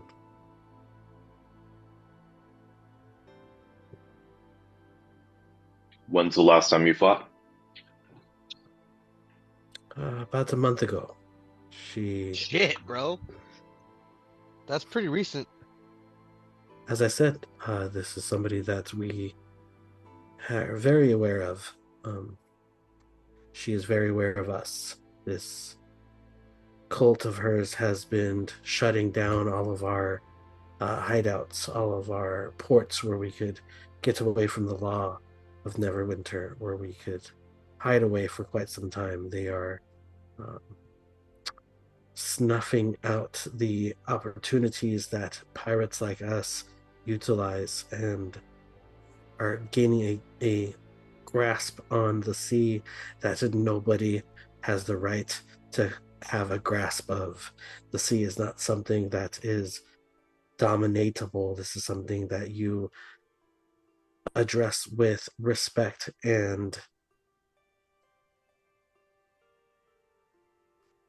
dance a very delicate dance with. I don't believe that anybody should have complete control of the ocean the way this is, and it is ruining the lives of pirates all across the world. Last we were at the Crossbone Isles. We were ambushed by the cult. Several of our crew members were lost. This Faralai is very ruthless. Last I heard, they were planning an attack on an inn. Something about a bard. Maybe they have accomplished their goal if they are now back on the coast. What do you know about the Thunder Cliffs? It'll be quite the fight to get in. Aside from the treacherous waters and dangerous rocky coast, there is also the threat of the land above. The cult is in control of that surrounding area. We'll have threats from the sea and threats from the sky just as well. How certain are you that you can guarantee the crew's safety?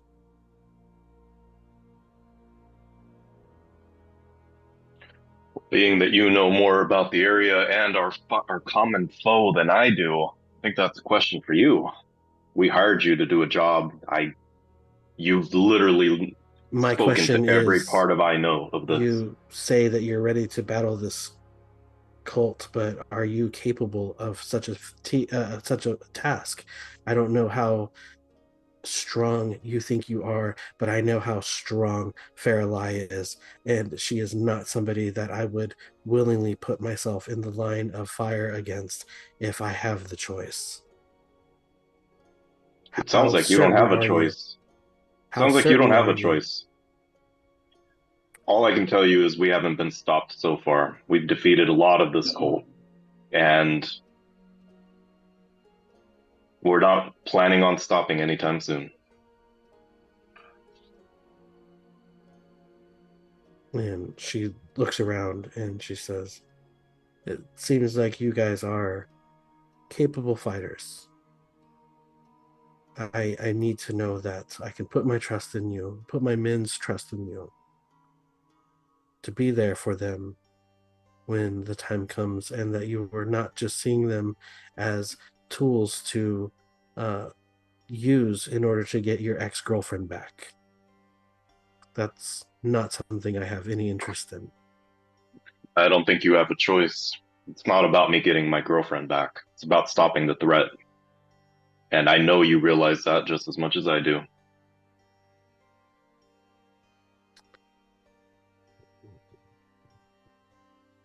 And she'll look over at, I'll say Stans and Tar, will kind of say, Tybalt, you have the eye for more mysterious things. are you capable of taking a peek and seeing, maybe get a lay of the land before we get there, and that way we can see what we're in store for?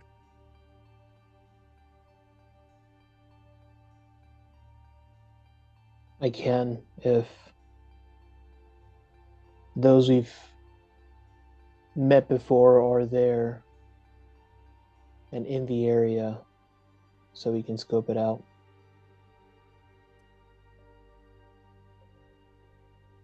It may take some time, though.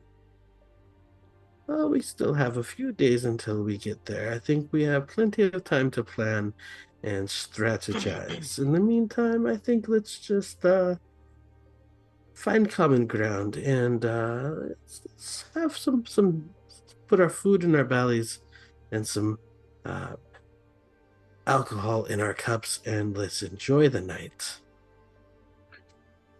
Before we do, Stanzentar, I need to know a little bit more about this last battle. What happened? Did you lose men? What did you experience? As Castillo said, this cult is trying very hard to become the law in a very lawless region, and is not very welcomed among our kind, as you might say. Castillo will chime in and say, we had a job at Crossbones Isle, and Farrelly was there lying in wait. There are rumors that her and her cult are locking down all the ports in the general coast. This is not something that pirates take kindly to, and as it were, they caught us off guard and managed to cut off our escape. We fought hard, lost a few good men. Two of them were killed right in front of me. I tried to shield them from the attack. However, she ripped through them with a thunderous power that I have not seen before at that caliber. She is very ruthless in her attack. Several of our crew is taken captive and tortured by her men. She, as we escaped, she laughed as we ran. Our first sound defeat in quite some time, and let me tell you, we are a very capable group. We've never suffered such defeat before. A few weeks later, we came back to port. We got word that there was a new mission in a town called Leylon, the old port that has been used by pirates for quite some time, but is now being rebuilt. While we were in town, we received package from one of the local couriers, and that package contained the hands of the men that were taken hostage, with a letter that said, "Come and find them."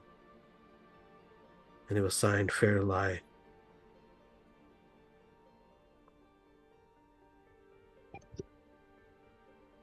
Are your men still being held captive? Stanzentar will say, those men were very strong, capable fighters. I think that they might have the will to withstand some sort of torture. And to be quite frank with you, that might be part of the reason why I accepted this job in the first place. I think getting our men back is very important, and the members of our crew is very much like family to me, and it's time for us to get our family back. Would you agree, Castisha? And Castisha will just kind of give her like a solemn nod, kind of acknowledging the respect that stands in Tar. Despite her lackadaisical sort of demeanor, there's some substance there, and Castillo knows her better than anybody else. And you can see that she's kind of moved by Stanzentar's compassion.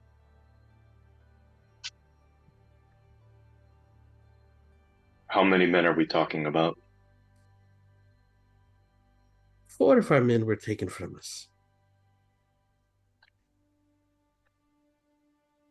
Well, my condolences for your losses, and we'll do everything we can to bring those men back.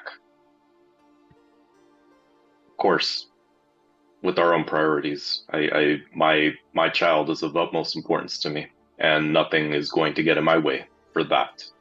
But that aside, we'll do what we can to get your men back. You have my word.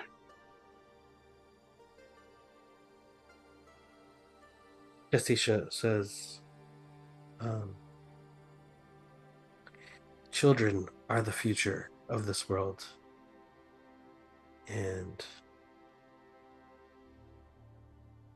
should the opportunity present itself, I will do what I can to make sure that your future is safe and secure.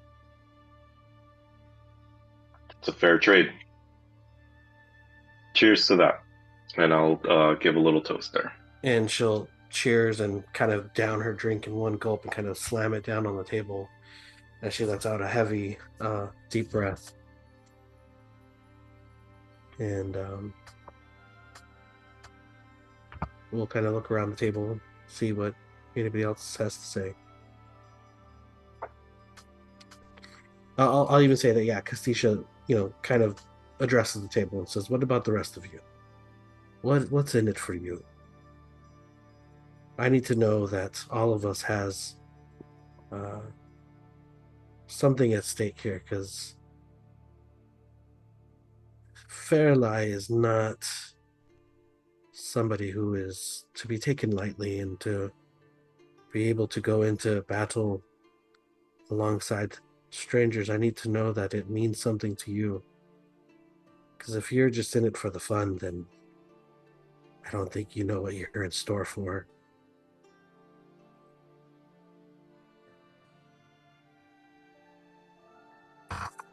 Yo, honestly, this lady sounds like a bad bitch. I know that's not like a positive thing to say, but she sounds ruthless as fuck, and we really need to be prepared.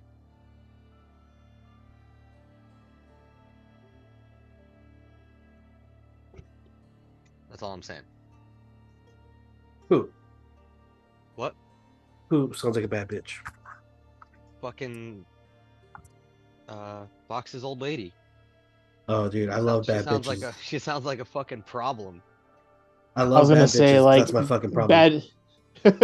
I was like bad bitch, like In she's kind of she's both senses evil, of the world. not Of the not word, in yeah. a modern Maybe. That's where I thought lingo. You don't Andre was going. know. I thought Andre was like, Me damn, too, she's me fine as too. fuck.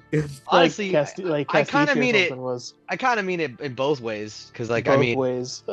yeah, she sounds like a legitimate fucking problem for us. Is also what is the point I'm getting after.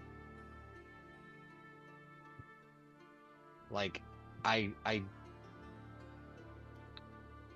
don't know if Ebrath is having second thoughts, because I don't really think that there is a problem that we can't overcome with what we've accomplished so far, and knowing what they accomplished prior to me joining up with everybody. But this is the first time that we've all journeyed together that I'm like, shit, man.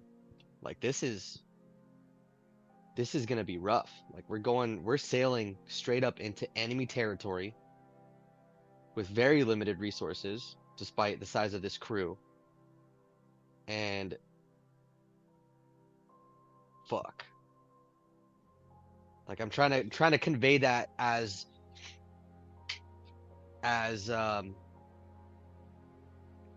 lightly as possible to the group, as we're like, obviously, like this whole time Ebrath would have kept his mouth shut as they're all talking, right? And then I'm just like, fuck, dude. Like Are we ready? Like, are we honestly ready for this? Just pounds your beer. Yeah, like I'm literally like, eyes wide open. yeah, I'm literally like, I waited the whole time, like exactly like this. I waited the whole time for them to talk, and I'm just fucking sitting there, arms crossed, waiting for them to finish talking, and I just fucking pound my drink, and I'm like, fuck, guys, like Yeah, and this is a lot. to mirror that, that was very much the sentiment when Castisha pounded her drink as well, because uh, you got to realize she just told you about the most like ruthless fucking defeat she's ever experienced. Yeah. That is very much fresh on her brain, Mhm. and then she just got told she had to do it again. Right. I've been warning you from the beginning, Abrath, and everybody. And this is precisely why I wanted to bring you in here, Castisha. I think it's important you realize the magnitude of the battle, which clearly you do. You better than I, probably. There's no And turning back at this point. in a very solemn tone, she'll say, I think you're right, Vox. I think I do know more than you at this point. The ferociousness of Faralai. I don't know who she was when you knew her, but she is a force to be reckoned with now.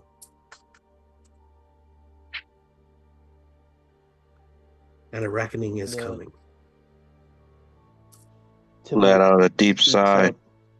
The fuck? Tybalt speaks up and Hello, says, Clarice.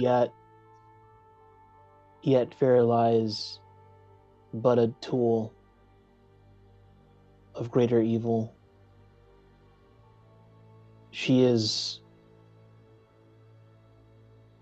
one step in a larger chain of events that you have little understanding of.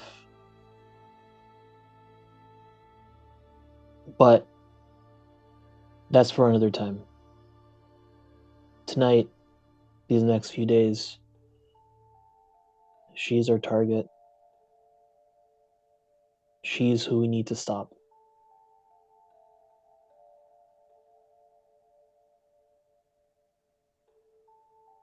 Stands And in I'll just say that, go ahead. as I'm sitting here, I'm kind of torn between, what, Vox was saying about trying to save his kid. But, at the same time, this uneasy feeling of like, this great evil that we're about to, face. This is kind of just me, thinking not out loud. And I too just, to let a deep sigh and try to wash it away with a gulp of my beer. And here Yeah. I thought Cell disconnected. No, I was There he just is. kind of munching away here. So Yeah, no, it's cool. It's Yeah. cool. I'm just talking. Stan Yeah. Zintar will pour out a shot of rum into a little shot glass, and she'll pound it and kind of slam it back down on the table, and she'll say, well, I know one thing is for certain. I'm glad we have this really big fucking guy. And she'll kind of like nudge you, Palpius, and be like, he looks like he could be quite the force in the front lines, and I would be very appreciative of that. It's putting it lightly. And she kind of looks Palpius up and down. She says, I don't think there's anything light about this guy here.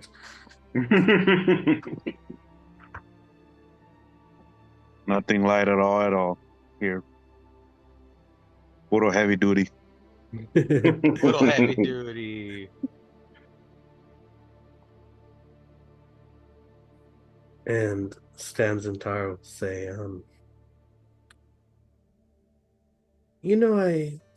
I know I mentioned the wanted posters before. I just want you to know that that was just an ace in my back pocket that I wanted you to be aware of. But I need you to know how serious we are about getting our men back. This is something that we feel we owe them at the very least. And as long as you're with the dancing delight, you were safe on my ship. I won't let any person try to take you away and collect that bounty of yours. You are part of the crew now, as long as you are on the ship. And we don't let our crew get taken away so easily. Well, I'm happy to hear that because, quite honestly, that bounty is something that you'd pay with your life. You'd never see that gold. Damn. The Turlians would make sure that you die before they gave you any gold. And I look at Gon and say, isn't that right? And Gon will look at Tybalt and say, just before you could finish that drink. And as I'm finishing, I'll look over at Castisha. Castisha will kind of like cock her head at you and she'll say, Turellian, I've heard this name before. It's quite popular in the Neverwinter region. There's lots of talks of Turellians in Neverwinter and how they are buying up properties and buying out businesses. There's a trade master in Neverwinter who was very fair and easy to deal with and didn't look at us as mere pirates and understood that we are seafaring people who live a certain lifestyle. Recently, he had been bought out by these Turellians that you mentioned. How are they involved in all of this? I'm very curious. They're the ones putting those posters up. They're the ones looking for us. But mostly, they're the ones who stand between us and where we need to get to. And she says, interesting. I thought that this was this Turellian thing was just something that is the politics of Neverwinter, but I fear that maybe they might be a more deeply rooted problem than what might meet the eye at first. And I'll reply to Castisha as I'm taking a drink and say, don't forget, Castisha. Politics is deeply rooted in the deepest, darkest corners of this world.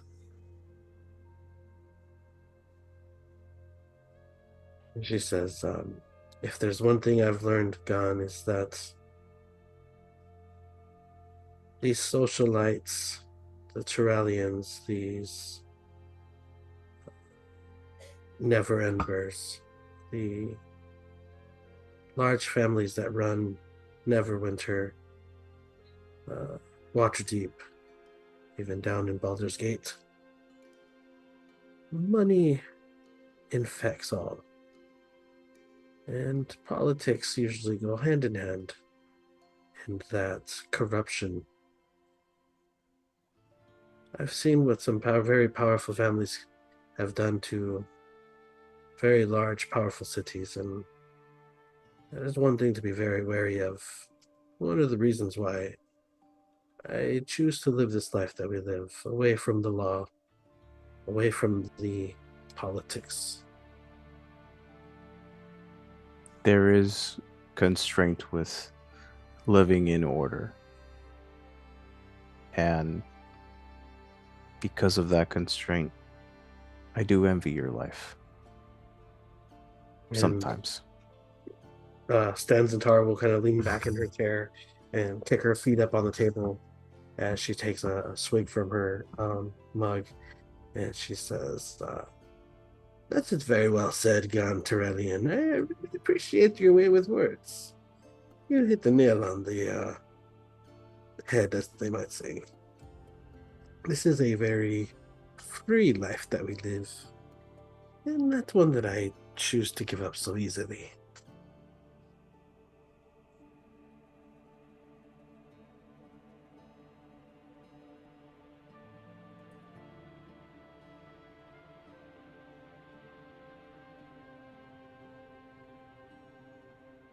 Let's take a quick break. Let's do it. All right, cool. How long? Sounds good. Like 10 Good minutes to or me. so. I'm just 10 gonna, minutes? yeah, I'm just gonna go to the bathroom, get a refill on my water. Take a dump. All right, guys. All right. Nah, bro, I need more than 10 minutes. Take the Browns to the Super Bowl. Yeah, drop the kids off. Drop the kids off at the pool. You know what I'm saying? I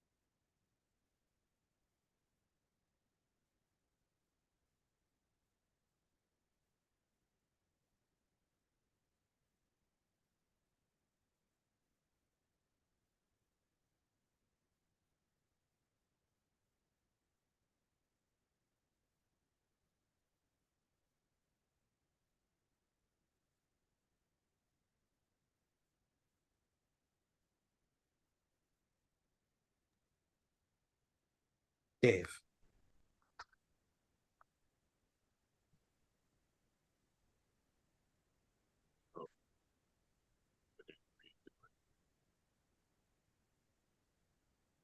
Oh, say something?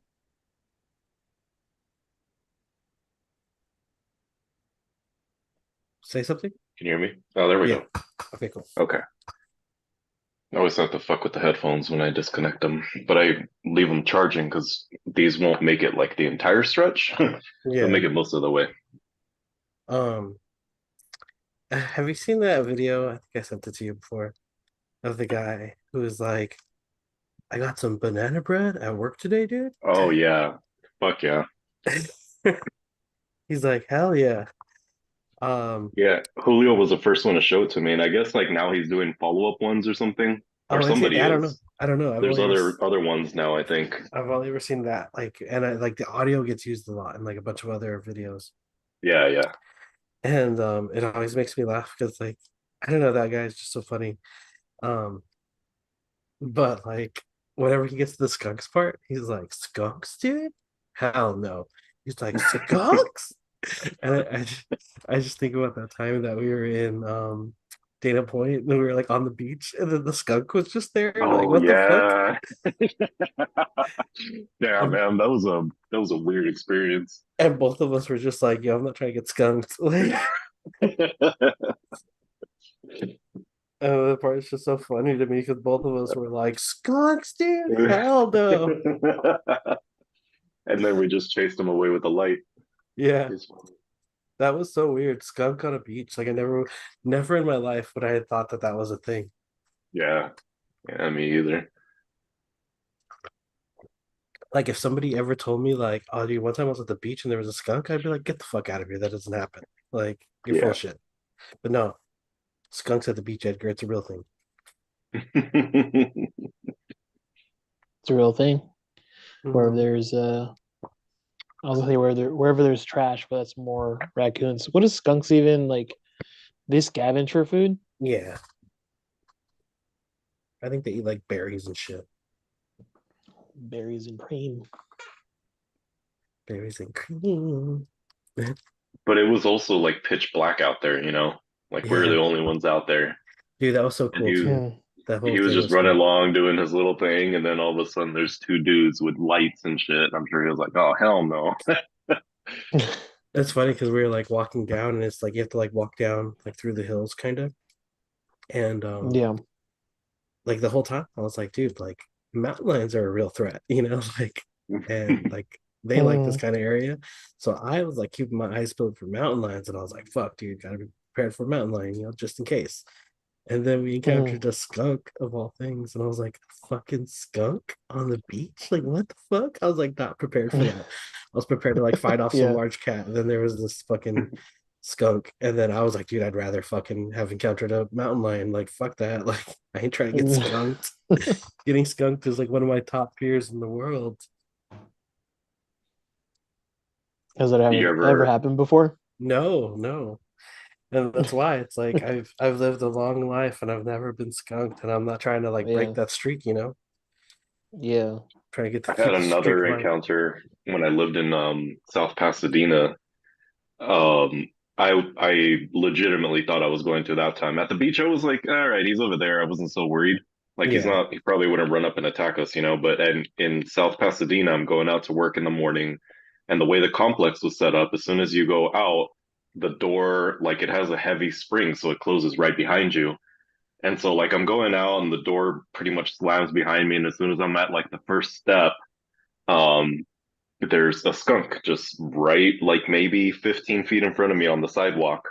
And he's just the same thing, right? Like he's running along and then he notices me and we make eye contact and he stops. And I'm like, oh, fuck no, here we go. I was on my way to work. And so I'm like, no, that's the wrong time. So we just stared each other down for a little bit. And then he was like, all right. And I just kind of backed up and then he went on his way. But I was like, that's it. I'm getting skunked today. Those are the only two close encounters I've had with skunks. So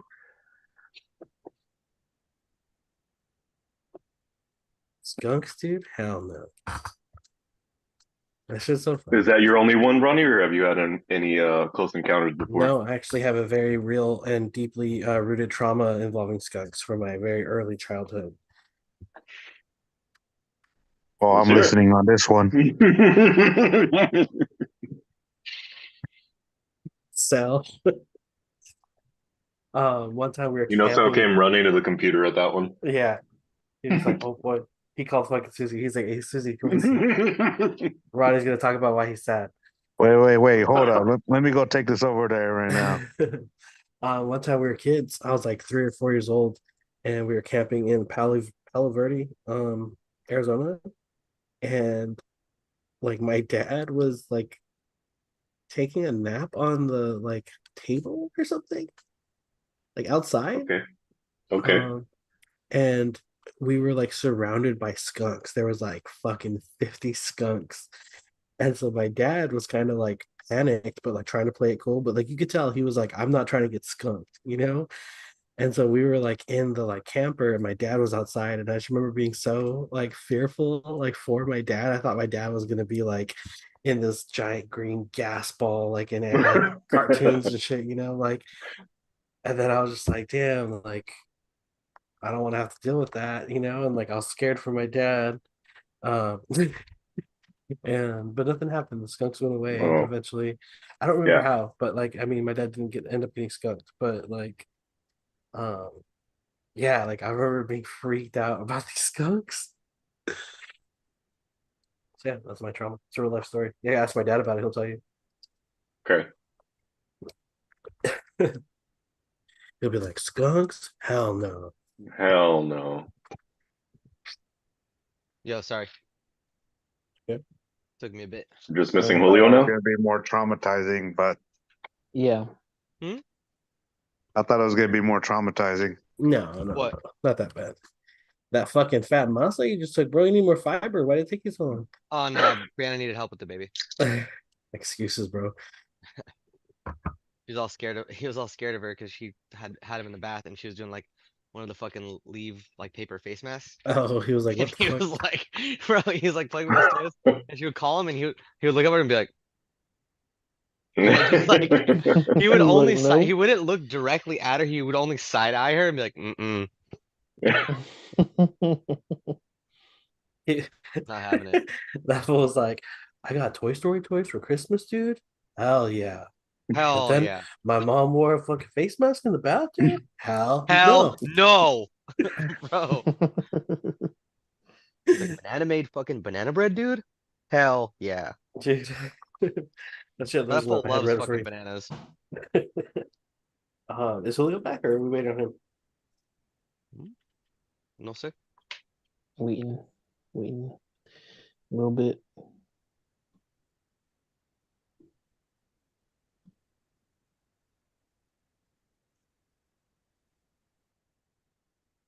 So how was disc golf, Andre? I already asked Dave about it and Edgar. I haven't heard It was your side fun. of the story.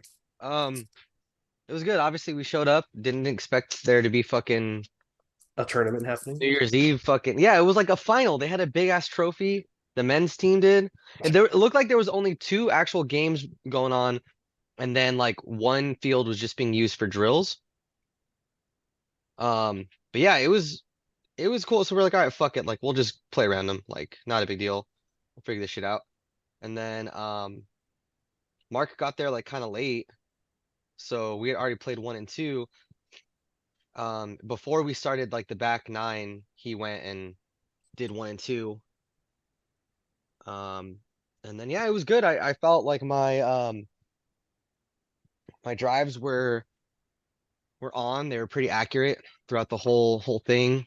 My putting was pretty decent, probably better than it has been recently.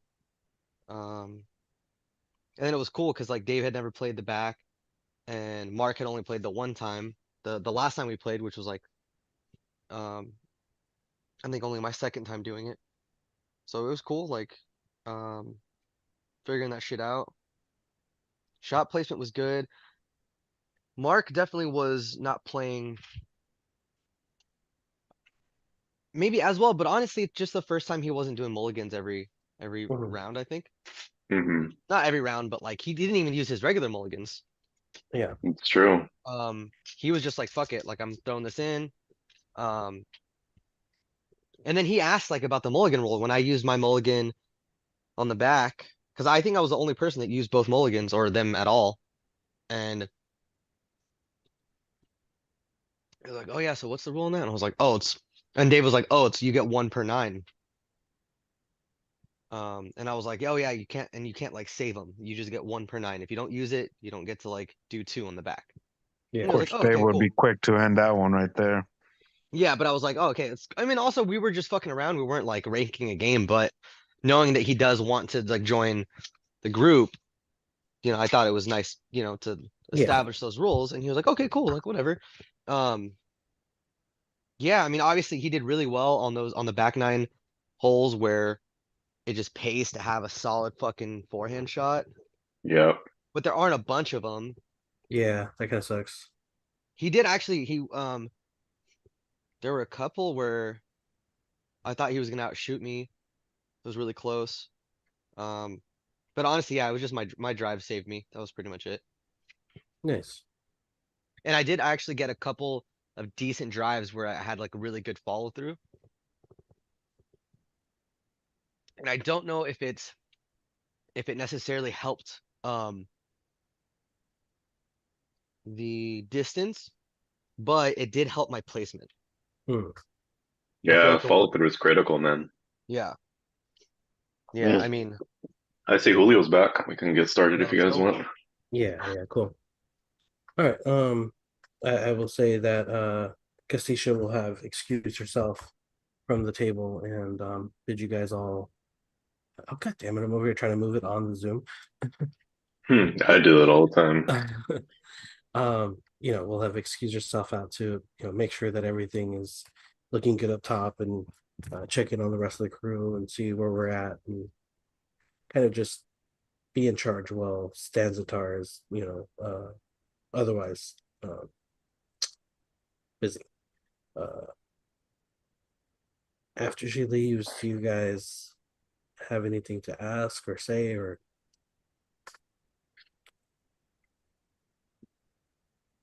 Mm.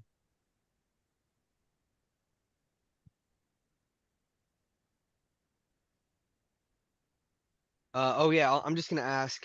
I would be remiss if I didn't ask.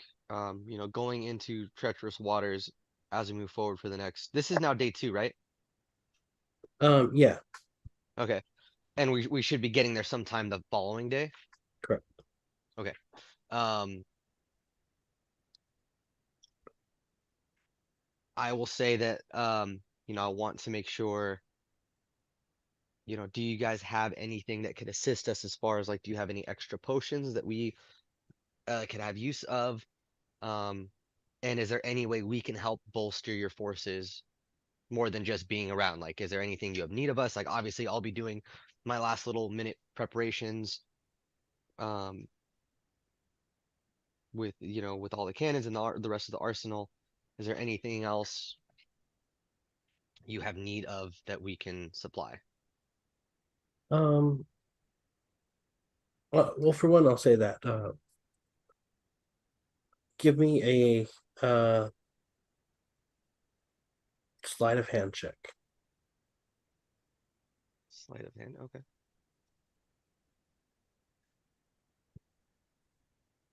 Um, that is gonna be an 11 plus a 4, 15. Okay. I'll say with a 15 that you've definitely helped uh, bolster the offensive capabilities of the cannons. Okay. I would say that they like if you ever had to roll like a cannon attack roll, that they would do so with like a +1 or something. Got it. Definitely made that stronger. Um, but as far as potions stands in Tara, will say we have a limited stock, but we do keep some handy. It's necessary sometimes in our line of duty, as you understand. Oh, of course, of course. I mean, I know we tend to keep our own stock as well. I'm just saying, as we are going to be boarding together or disembarking together, um, any additional help would be great. Just considering our own mission. I understand. We have more than enough to go around, but it's something that I have to be cautious of how much uh, we maintain in our own stock for the crew. Oh, of They've course, of they've course. earned these. Of course. I mean, I understand. I'm just saying, if at all you're able to assist I us just as well. I just don't want you to be offended that I can only offer you one additional potion per person, but the rest Fantastic. I need to keep my men alive. Of course. I mean, I'm sure that'll be much easier to do once you have your payment in hand. But yeah, I understand.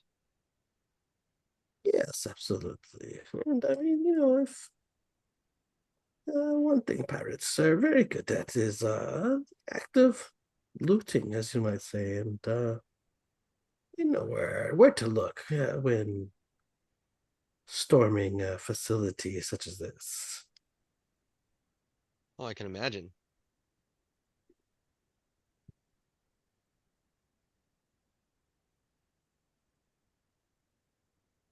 Um, Do we all get a potion? yeah, you guys would all get a potion. A potion of Heal. regular potion of healing? Yeah, regular potion of healing. Hell yeah. Hell yeah. Because I have 0 right now, I think. You don't have any regular potions? Um, I mean, as far as what my inventory looks like, no. I'll give you two. So that gets me, that's three all the Yeah. way. Yep. I subtracted two on my end. Cool.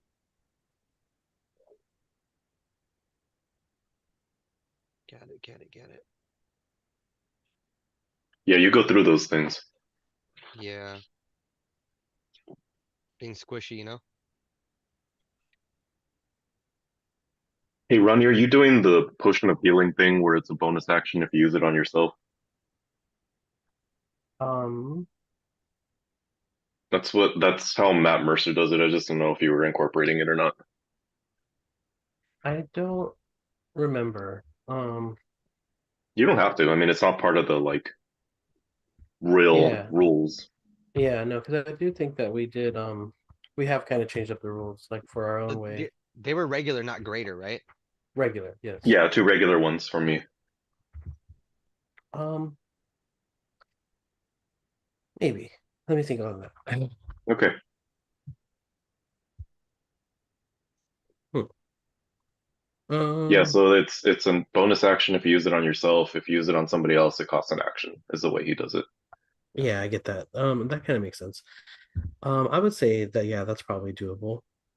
Okay. Why? What are you scheming? Nothing. It's just it's Just for ease of action use, I think. economy. It's good to Yeah. know, right? Because I have these smaller potions, but I never really use them because it's am I gonna heal myself for 4 or am I gonna deal 30 damage? Hmm. So Yeah. it's a kind of a no-brainer. Yeah, no, I think that's fine. Okay, I appreciate that. I appreciate you.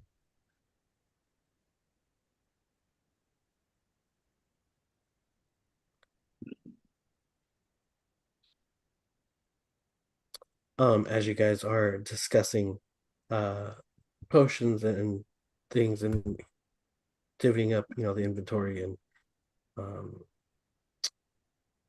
getting plans underway, there's a loud banging on the door. Bang, bang, bang, bang, bang. As you hear the voice of one of the pirates saying, "Captain, there's a ship coming on the port side. They're moving very fast. I think we need you up here at the helm." Hey, at the helm. I don't know if that's the correct terminology, Andre. Don't get all mad, okay? No. I said port That's right. side. He's looking it up. He's like, "What's the proper No, terminology?" that's I said I said port side. port side's definitely not right, but that's fine. I I'm was just standing hyped that up you got helmed immediately. right. I'm standing up immediately, ready to go. Cool. Yeah, Stanzatar gets Same. bolts and is through the door, rushing up the stairs to the main deck, where you can hear as you climb. The first set of stairs. You can hear the chaos of the crew above you on the main deck, running into place. You hear loud footsteps kind of everywhere.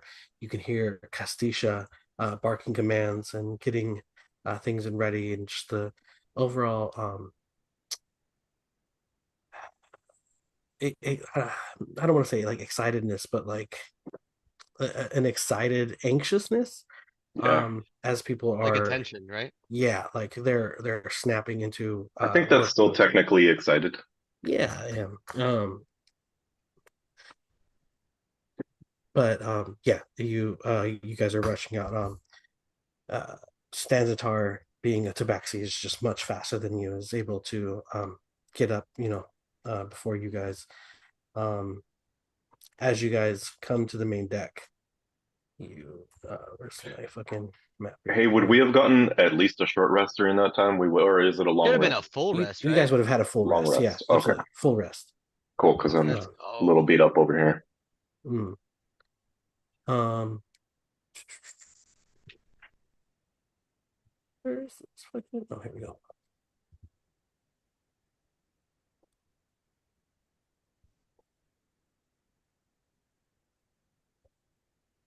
You guys rush out, and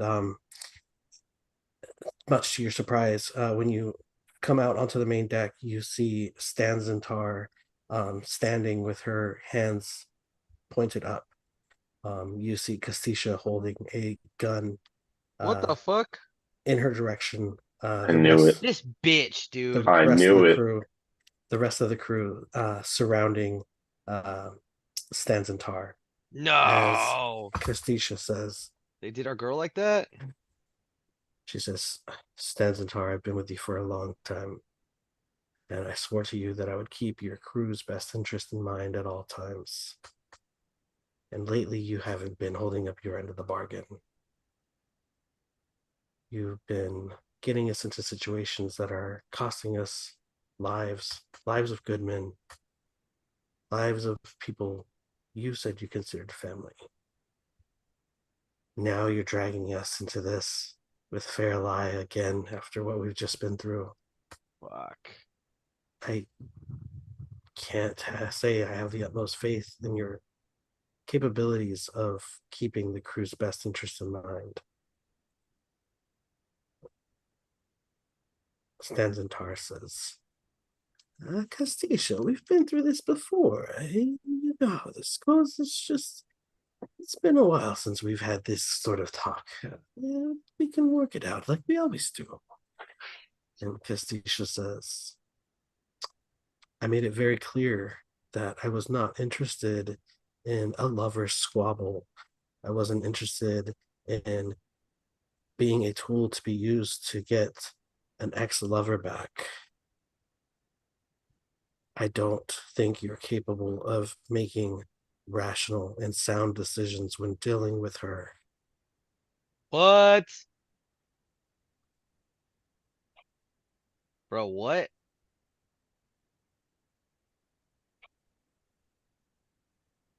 Keshti says, Stanzentar says, the past is the past. I have let it go.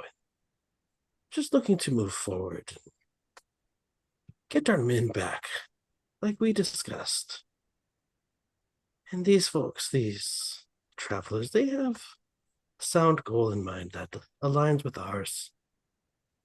Our men deserve to get their brothers back, regardless of who is involved. Bro. Can any of us say anything as this, I, as this is I'm happening? I'm trying to give you guys pauses to Oh Yeah, well, like, I don't yo, want to interrupt what? your whole Yo, shit here. bro, what does she mean by lover's quarrel? Or is it this is your ex too? um Sounds like a Stanzentar love triangle. Stanzentar looks over her shoulder and looks at you, Vox, and she kind of shrugs her shoulders and says, pirate life is a very adventure life. Yo, you guys are Eskimo brothers?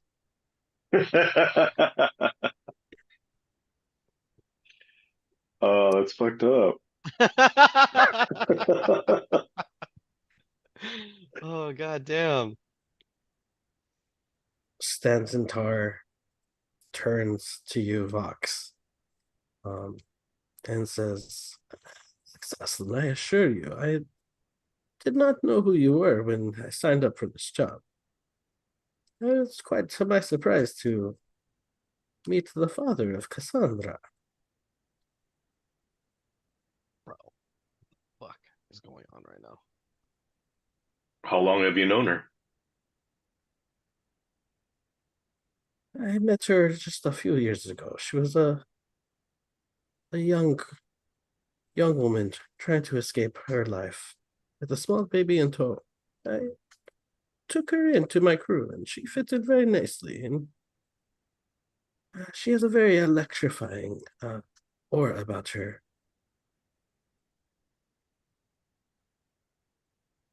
But as time went on, she started to become more and more involved in these religious fanatics, and I did not align with her beliefs, so we parted ways. She may or may not be trying to kill me. Well, that is yet to be determined. But Why? um, Why is she trying to kill you? well, breakups are never easy. And then you'll hear the click of another gun as one of the other pirates raises their gun and points it at Stanzentar and says, "Enough of this sight. Let's make a decision. What are we doing here? Castisha, it is your call." Castisha will say, "Look, Saslin." Sorry, I'm doing the other one. Castisha will say, "Fox Aslin, you and your friends are welcome to remove yourself from the situation. This is an internal matter that must be handled by crew members and crew members only. If you agree to step aside, we will do you no harm." No, that's not going to happen because it isn't an internal decision anymore. The fate of this land depends on us succeeding this goal, and you and your crew have been signed up for a job to complete. We're too deep now. We're already halfway there. This is not acceptable. You can make this decision after we reach our target and your crew assist us as promised. And if you disagree, you're probably going to have to kill all of us. And if you think you're capable, by all means, let's do it. You start to hear several clicks of several guns around you as Castisha says, Stanzentar, let your friends leave on the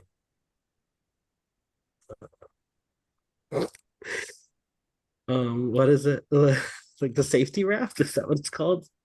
What are the small boats called? Life Safety raft? rafts. Life raft. Well, whatever. Let them leave on the paddle boat. And then we'll know that you have our best interests in mind.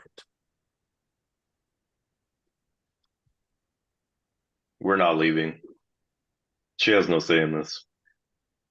Stanzentar says, Black and I assure you that I think our goals do indeed align.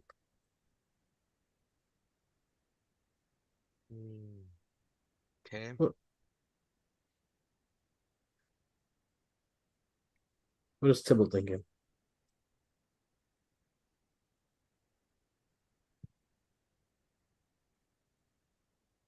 I think we need this crew.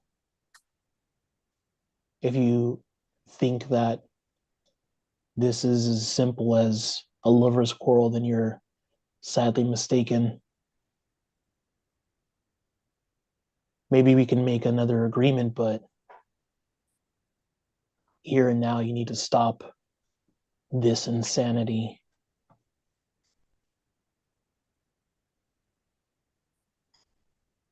Estisha says, "What are your conditions?"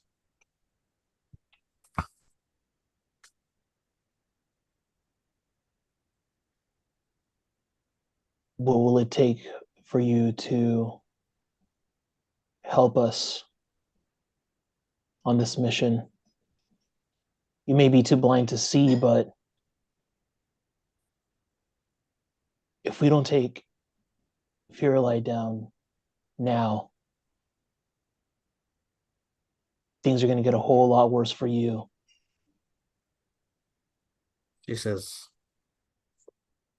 "I will not put my men in danger willingly." Give them the option.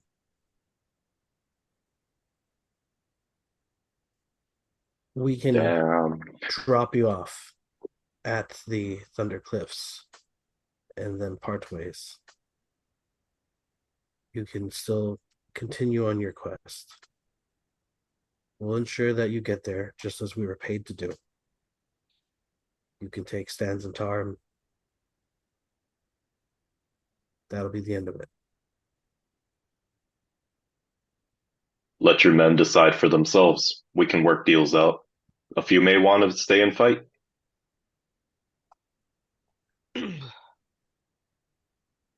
And the whole crew feels the same.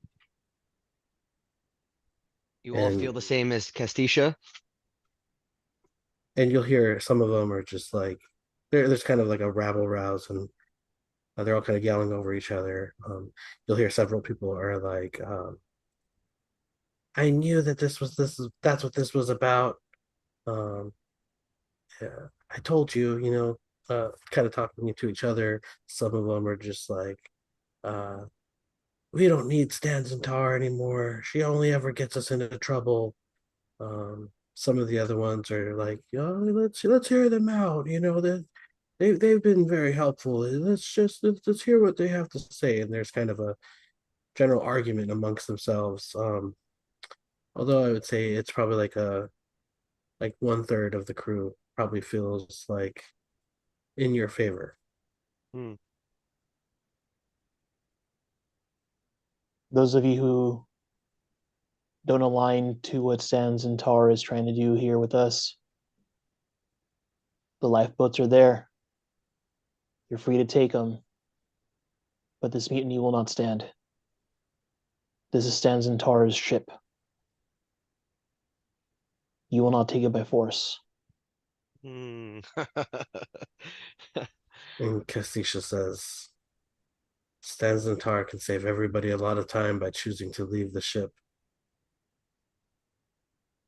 If she goes willingly, like I said, we'll get you to your destination. This was never about you. This is about her and our crew.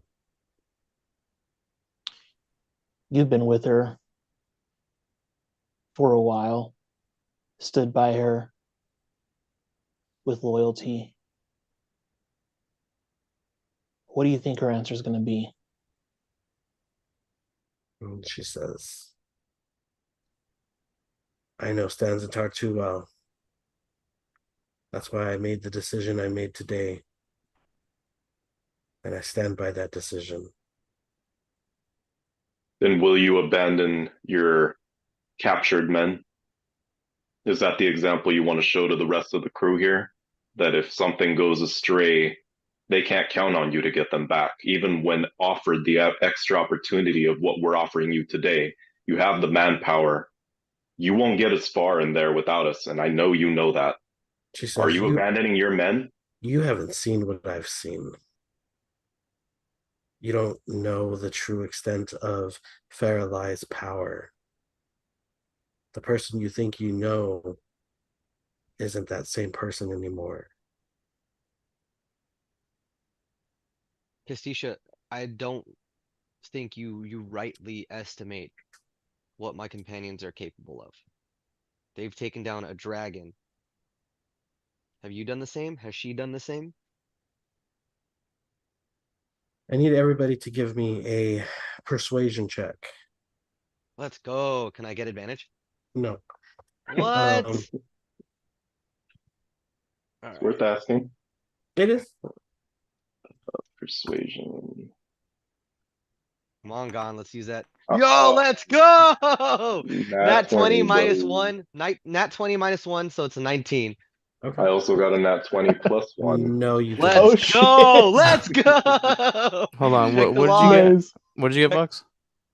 I got a nat 20 plus 1. Yeah, but say it 21. right. 21. You stupid. I got a 7 Stupid. plus 1. Oh, what the fuck? Whoops! I Damn, What did accidentally. you get? Gon I got a rolled- dirty 20. I rolled twice Dirty on 20. accident. On accident, Oh. and they were both dirty They're 20s. both 20. They were both 20. They were both dirty Whoops. 20s. Hilarious. Fuck it, Ronnie. I'm We kidding, don't- I'm kidding. we I'm don't kidding, I know. promise. We don't know what the DC is. We don't know what the DC Yeah. is. Okay, so Palby's got an 8. Tybalt got an 8. It's a group. It's a group roll. Yeah. He said I- everybody. What I'm doing is I'm I thought it was dropping a curve. dropping the lowest 2, Thank you, Dang, Professor. that's fucking great. That's 20. which is still pretty fucking great. That's God 20. damn, bro. Um, Your 21 helps my 19. Plus, Yeah. that's 60 between Okay. the three of us.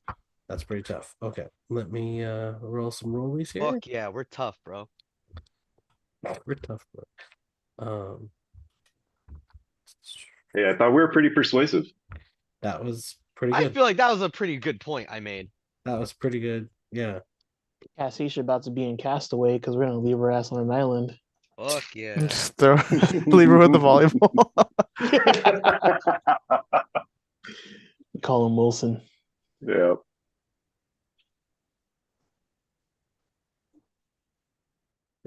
Let's see. here.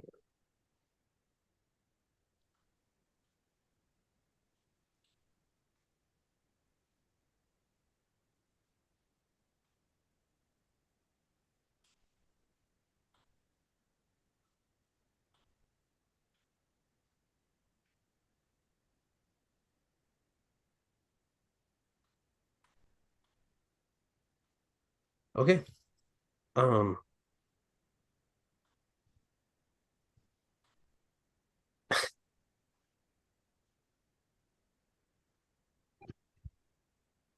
You weren't prepared for this, huh? No, I wasn't. Not at all. Let's go. Take your time. Take your time. It's okay. Let's go, Man, That was boys. good. That was good. That was good. Okay. As the crowd starts to become more of an uproar, you guys are all kind of shouting over each other, trying to converse with Castisha, while other crowd members are chiming in and yelling. You see the look of frustration on Castisha's face as she is determined to maintain her course and stand by her decision. And Stanzentar says, Castisha, baby, let's work this out. We haven't had a fight like this in quite some time. Let's talk it over like we always do. And she's like, Castisha will say,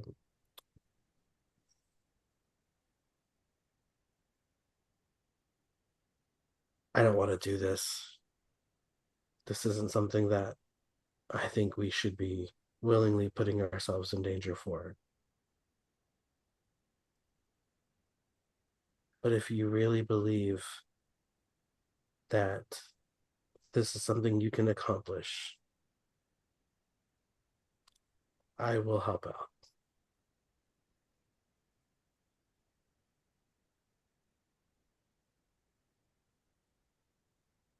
You just have to believe it. Get the fuck out of here, Naruto.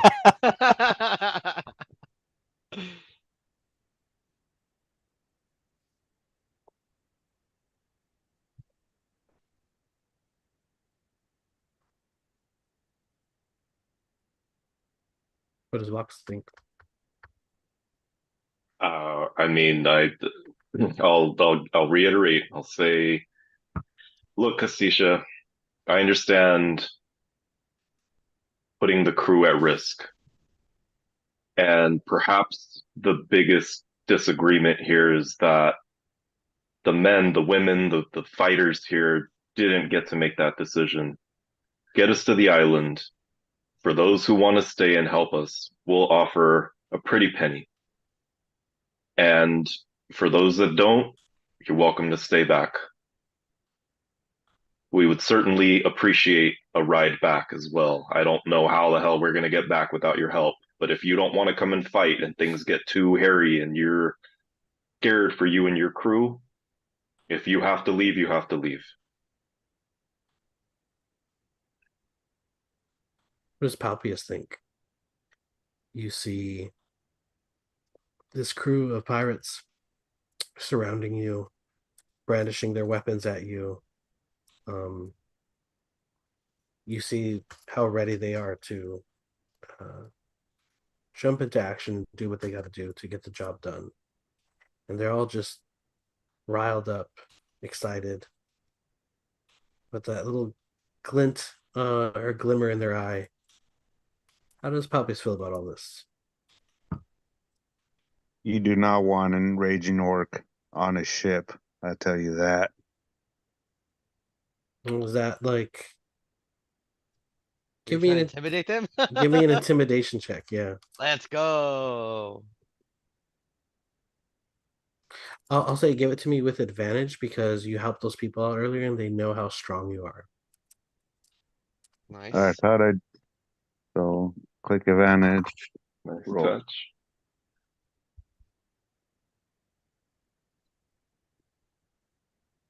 17. 17. As the excitement is still boiling over, you see that a lot of the pirates are kind of gripping their swords a little bit tighter. A lot of them are kind of like digging themselves in a bit, like preparing for the worst. And you see that a couple of the crew members that you were helping with earlier kind of like reach over and they're like, yo, dude, like chill out. Like, this isn't somebody you want to fuck with. Like, I've seen this guy, like what he's capable of. Like, chill the fuck out. Um, and you can see that they do kind of back off a bit and they're just like, all right, well, like, we're not trying to get fucked up. So if like you really think he's that strong, like we'll leave it be and they'll kind of like that portion of the crowd will kind of get quelled down a little bit. Um, and then that's when Castisha kind of says, you know, she'll agree to help you guys out. And she says, I think that is a fair stance, Fox Aslan. If the men do feel like they owe their fallen brethren the opportunity to get their revenge, and that is their right. They've earned that. Each member will have a choice.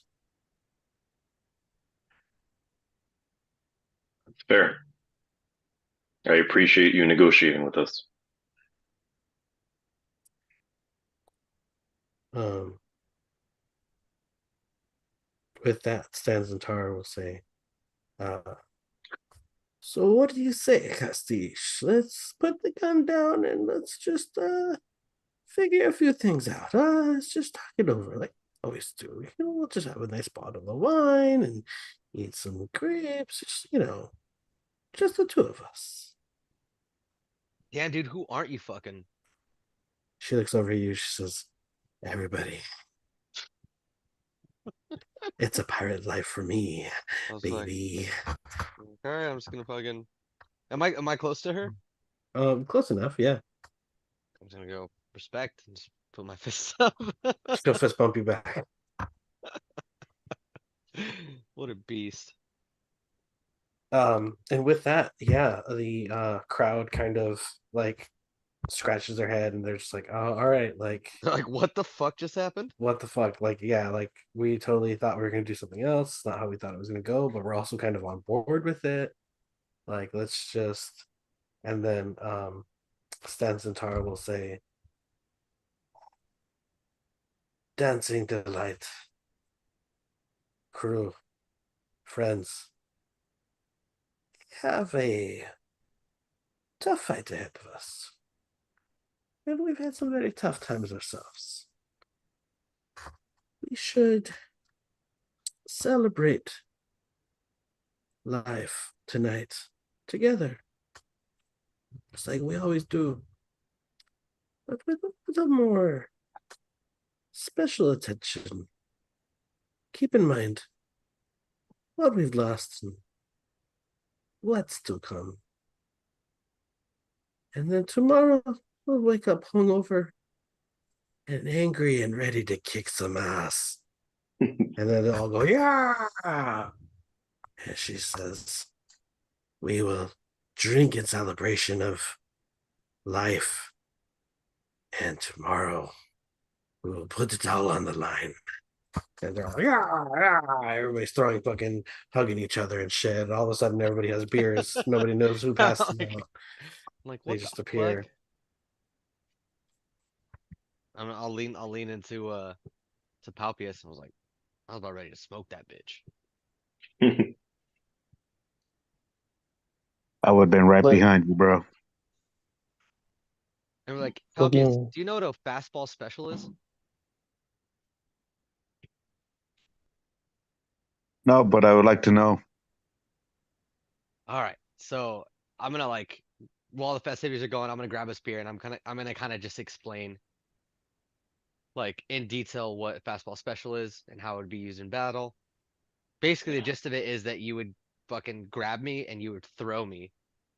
Like a baseball. Yeah, like a baseball. 'Cause Colossus he's- used to do it to Wolverine all the time in the comics. Mhm. And it works a little better for him because Wolverine's like a melee fighter.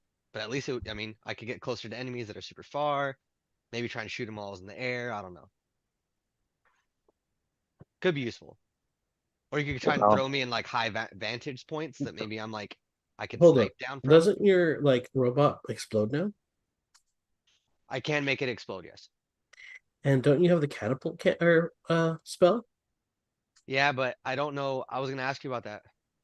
I don't know if my um guy counts as like an inanimate object. I would say he's an object for sure. Okay. Um, But I could definitely start is the tossing them rule like that it has to be an inanimate object? Let's find out.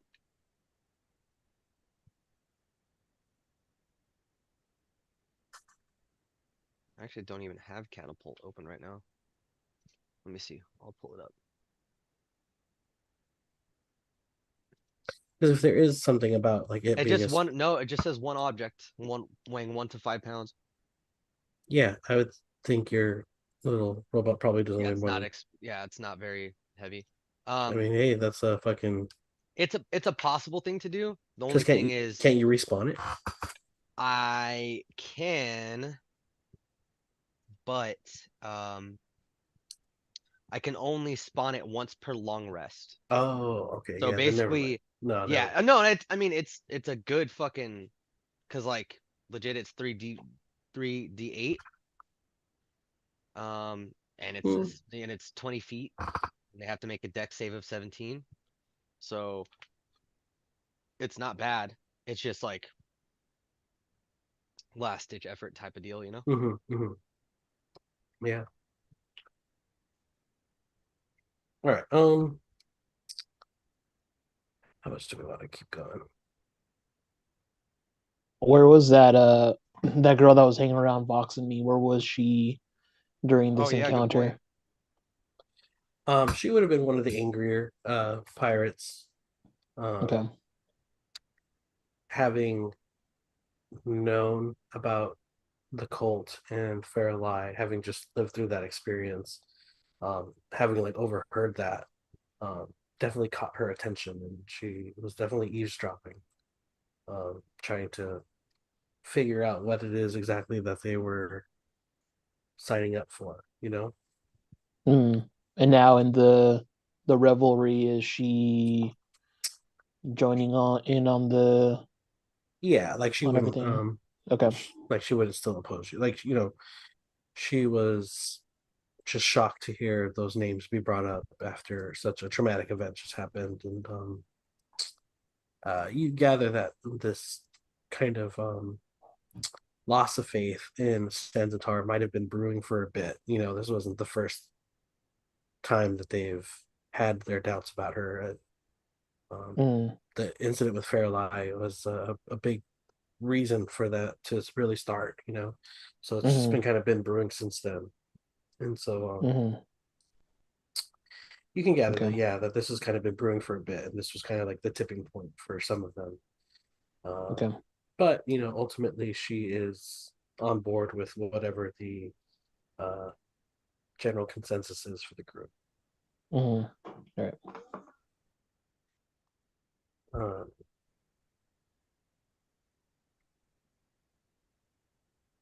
Give me a second here.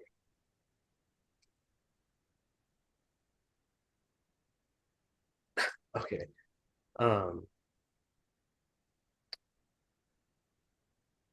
What the fuck? All right. I think let's call it there because this other part's going to take a lot more time. So All right. I think that's a That good works. spot.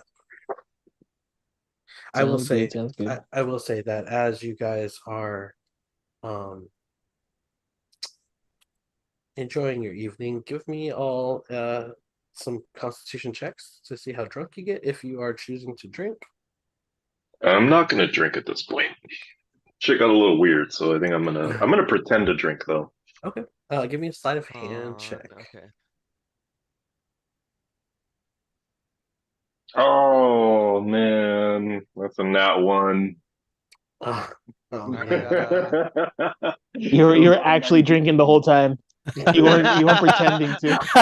I was trying to pretend really hard. I was just like, oh, whoops, I drank he was that trying one. to throw it past his mouth, but over his shoulder, but he'd be like, oh, damn it. Damn Fuck it. it again. Dave, I got you. Did it. He's like, did a shot again. God damn it. Oh, did another shot. God damn it. Oh, that's perfect, Yeah, nat Julio. one. Yeah, That's fucking yeah, perfect. yeah. I guess I'll That's get it, drunk. man. I guess I'll get drunk. I got 21. 21 21. I on got your 15. Okay. Cool. How 21. about Gon or Sybil? Let's do a con 20. check. Where am I at? 20. Okay. Yeah. I'll say that Oof. 7. Oof. are you drinking? Yes. Okay. Then you catch a good buzz.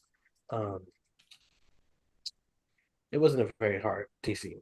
Yeah, I would say that you're sufficiently drunk, but not to where you're like blackout. Like you're still well aware of your extremities and positioning in the world. Vox, as you try to pretend to drink or to you're pretending to drink, but you're not. You drop your cup and it spills all over you, and all the pirates in your general vicinity all turn and laugh at you, and they're very aware that you are not drunk. My bad. I got a 10. Okay. I rolled the wrong one. Okay. That's okay. Thank you for your honesty. As you spill on yourself, Fox, you hear them say, "This fucking bastard's not even drunk, and look at him, he's a mess." And then they just kind of give you some shit about it. Know that you're not drinking. Palpius, you're just. I imagine that you are with the buildup of a possible fight. Your gears are going, and you're itching to do something crazy. So you put them away, and you get a good buzz for sure. It's like it's a comfortable buzz. As you guys are celebrating and taking in the beauty of the moonlight, you see in the distance a ship approaching. As it takes notice of you, it changes its trajectory and is now heading in your direction. As one of the crew members says, Is that a ship coming here? The other one says, "Nah, you're drunk. You're just seeing things." He says, "No, no, no. That's a ship." And the ship sets out a uh, burst of light up into the sky as it explodes in a firework type of display, as they are now trying to hail you guys down. Stan Tar says, "I recognize that ship. Fuck." And that's where we'll end the session. All Nice. right. Nice. Good Yeah, shit, Ronnie. been a minute. I had to catch my rhythm again. I think we all did. Yes, I agree. Same. um, yeah, that was Like cool. what? I was like, what is my character like? um, is there anything you guys want to take note of before we Yeah, I have not been taking notes. get off topic? Bro, you're the note taker. I know, but you were too good. Wow. Dang. That flattery will get you nowhere, bro. Nowhere. I know, I haven't gotten fucking inspiration in like 6 months. I was just thinking, I was like, who the fuck has had inspiration recently? Bro, you know what? Used to give them out all willy nilly, and then nobody ever fucking used it. Bro, So I can't hey, believe I didn't get it for persuading the crew not to mutiny. yo, you guys did roll really well. Hell yeah. That That was was too dope. good. That That was honestly, too that was good. fucking perfect. Three fucking I was 20s. like, they're not gonna back down. We're gonna have to fight them. 100%. I thought so too. And I was taking the aggressive stance and then Tybalt's like, no, no, no, let's talk about this. No, I And was I I was was like, all already right, I Yeah, already because started because measuring Tibble stuff has to. out. Yeah. I know. Yeah, And it especially Yeah, worked. like yeah, Tibble definitely has to like as written, your character is very staunch in their lines about things, right? right. Um, everyone else is kind of a little, blurred. But I was like, I'm not gonna let this bitch do this. Like, she's not gonna kick us off and take this bit. Like, also for Ebrath, at the very least, he feels some sort of loyalty to Stanzentar because of her help on the dock, right? Like, Right. she came when we called. I called her. She came. She helped us fucking defeat the dude, um, with his water elemental. And then on top of that was like, oh yeah, no big deal. Like, I accepted a contract. You guys are sick. Like, fucking, let's do it. Like, Mm. I was like, oh damn, she's dope as shit. And then her stupid was first mate. I was like, yo, I'm gonna fucking snipe her immediately. Yeah. I measured stuff I out. know I saw you I measuring. had a fucking game plan. Dog, yeah, it was about to get nasty. I knew But exactly how I was opening. I was about to get nuts. so now, however, with Stanzentar, we have to ask the same question as with Vox. Is Right. she prepared to kill Firulai? Will she Correct. hesitate? Will she backstab us because she wants to get back with Firulai? Right. Yep. I mean, Unclear. that's definitely a question we need to ask. Mhm. With all of us paying attention, obviously our more perceptive ones taking charge, like yourself. Um, but I mean, there are ways to deal with it if she can't answer truthfully, right? Like, I mean, I would hate to just fucking kill her and take her boat, but I mean, What an unfortunate thing that would be. that's not outside the realm of possibility. But I mean, I'm with you on that one, Abrath. I do like her, right? Oh no, I'm not speaking in character. I'm not letting people fucking around on this boat Yeah. hear me talk like this. Um, I mean, I do think we have gained more than gained her favor, with not only her seeing our medal against that one fool, but also what just happened on her ship. Um, Mhm. I think she has a very real affinity for us at this point, but it does get rough with stuff like that. Hopefully she is actually as flippant as she seems. I have no reason to think she wouldn't be okay with it, considering she thinks Homegirl's trying to kill her. But I guess we won't know until, like you said, we put her to the question and have you be your human lie detector self. If only we had someone who was very sneaky who could raffle through her stuff and find the receipts. Hey, Only. after the first, we may just find a fucking sleeping tabaxi in the cargo hold. He said after the first she was down. Yeah. We may Man, find her stored in we'll someone's see. chest. I try to give my last ditch effort was to poke Palpius. Yeah. Well, I Well, mean, you wanted me just to go ham on them on the boat? I was just giving you the opportunity to do what you thought Palpius would do. yo, I was fucking. I Just was start like, blasting. the moment I start, fucking Sal's right behind me, so like Yeah. we're good to go, bro. Que se armen los fucking, chingadazos. we're fucking good to go. Mm-hmm. And then obviously Tybalt's just gonna fucking rain holy fire on this whole bitch. So we're Fireball good. on a ship. Good. Yes. Honestly, Fireball. this is such an effective fighting group. Like, so I mean, I wasn't worried about it. Hey, who the hell is this on the fucking I'm this not one? worried about it. She's all badass looking. Oh, that's Pirate 3. That's a badass pirate for being Pirate 3. Hey, they all have their own individual tokens. How many numbers are there? At 20. least 11. Yeah, there's I 20 like crew those members, odds. and originally we had 15 that were gonna fight with us. Now it's looking like maybe 5. We'll see. We'll see. All right, so what notes are we taking? I already, if you guys want to open up the notes, I didn't write a whole lot, but I think I captured everything. Cool. I can screen share.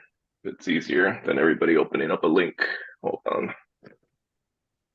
Where the fuck's the? Oh, there. Yo, this guy's got a bird too. I'm taking the screen, Edgar, Okay. How many of them just have for a little birds? bit so we can see the notes.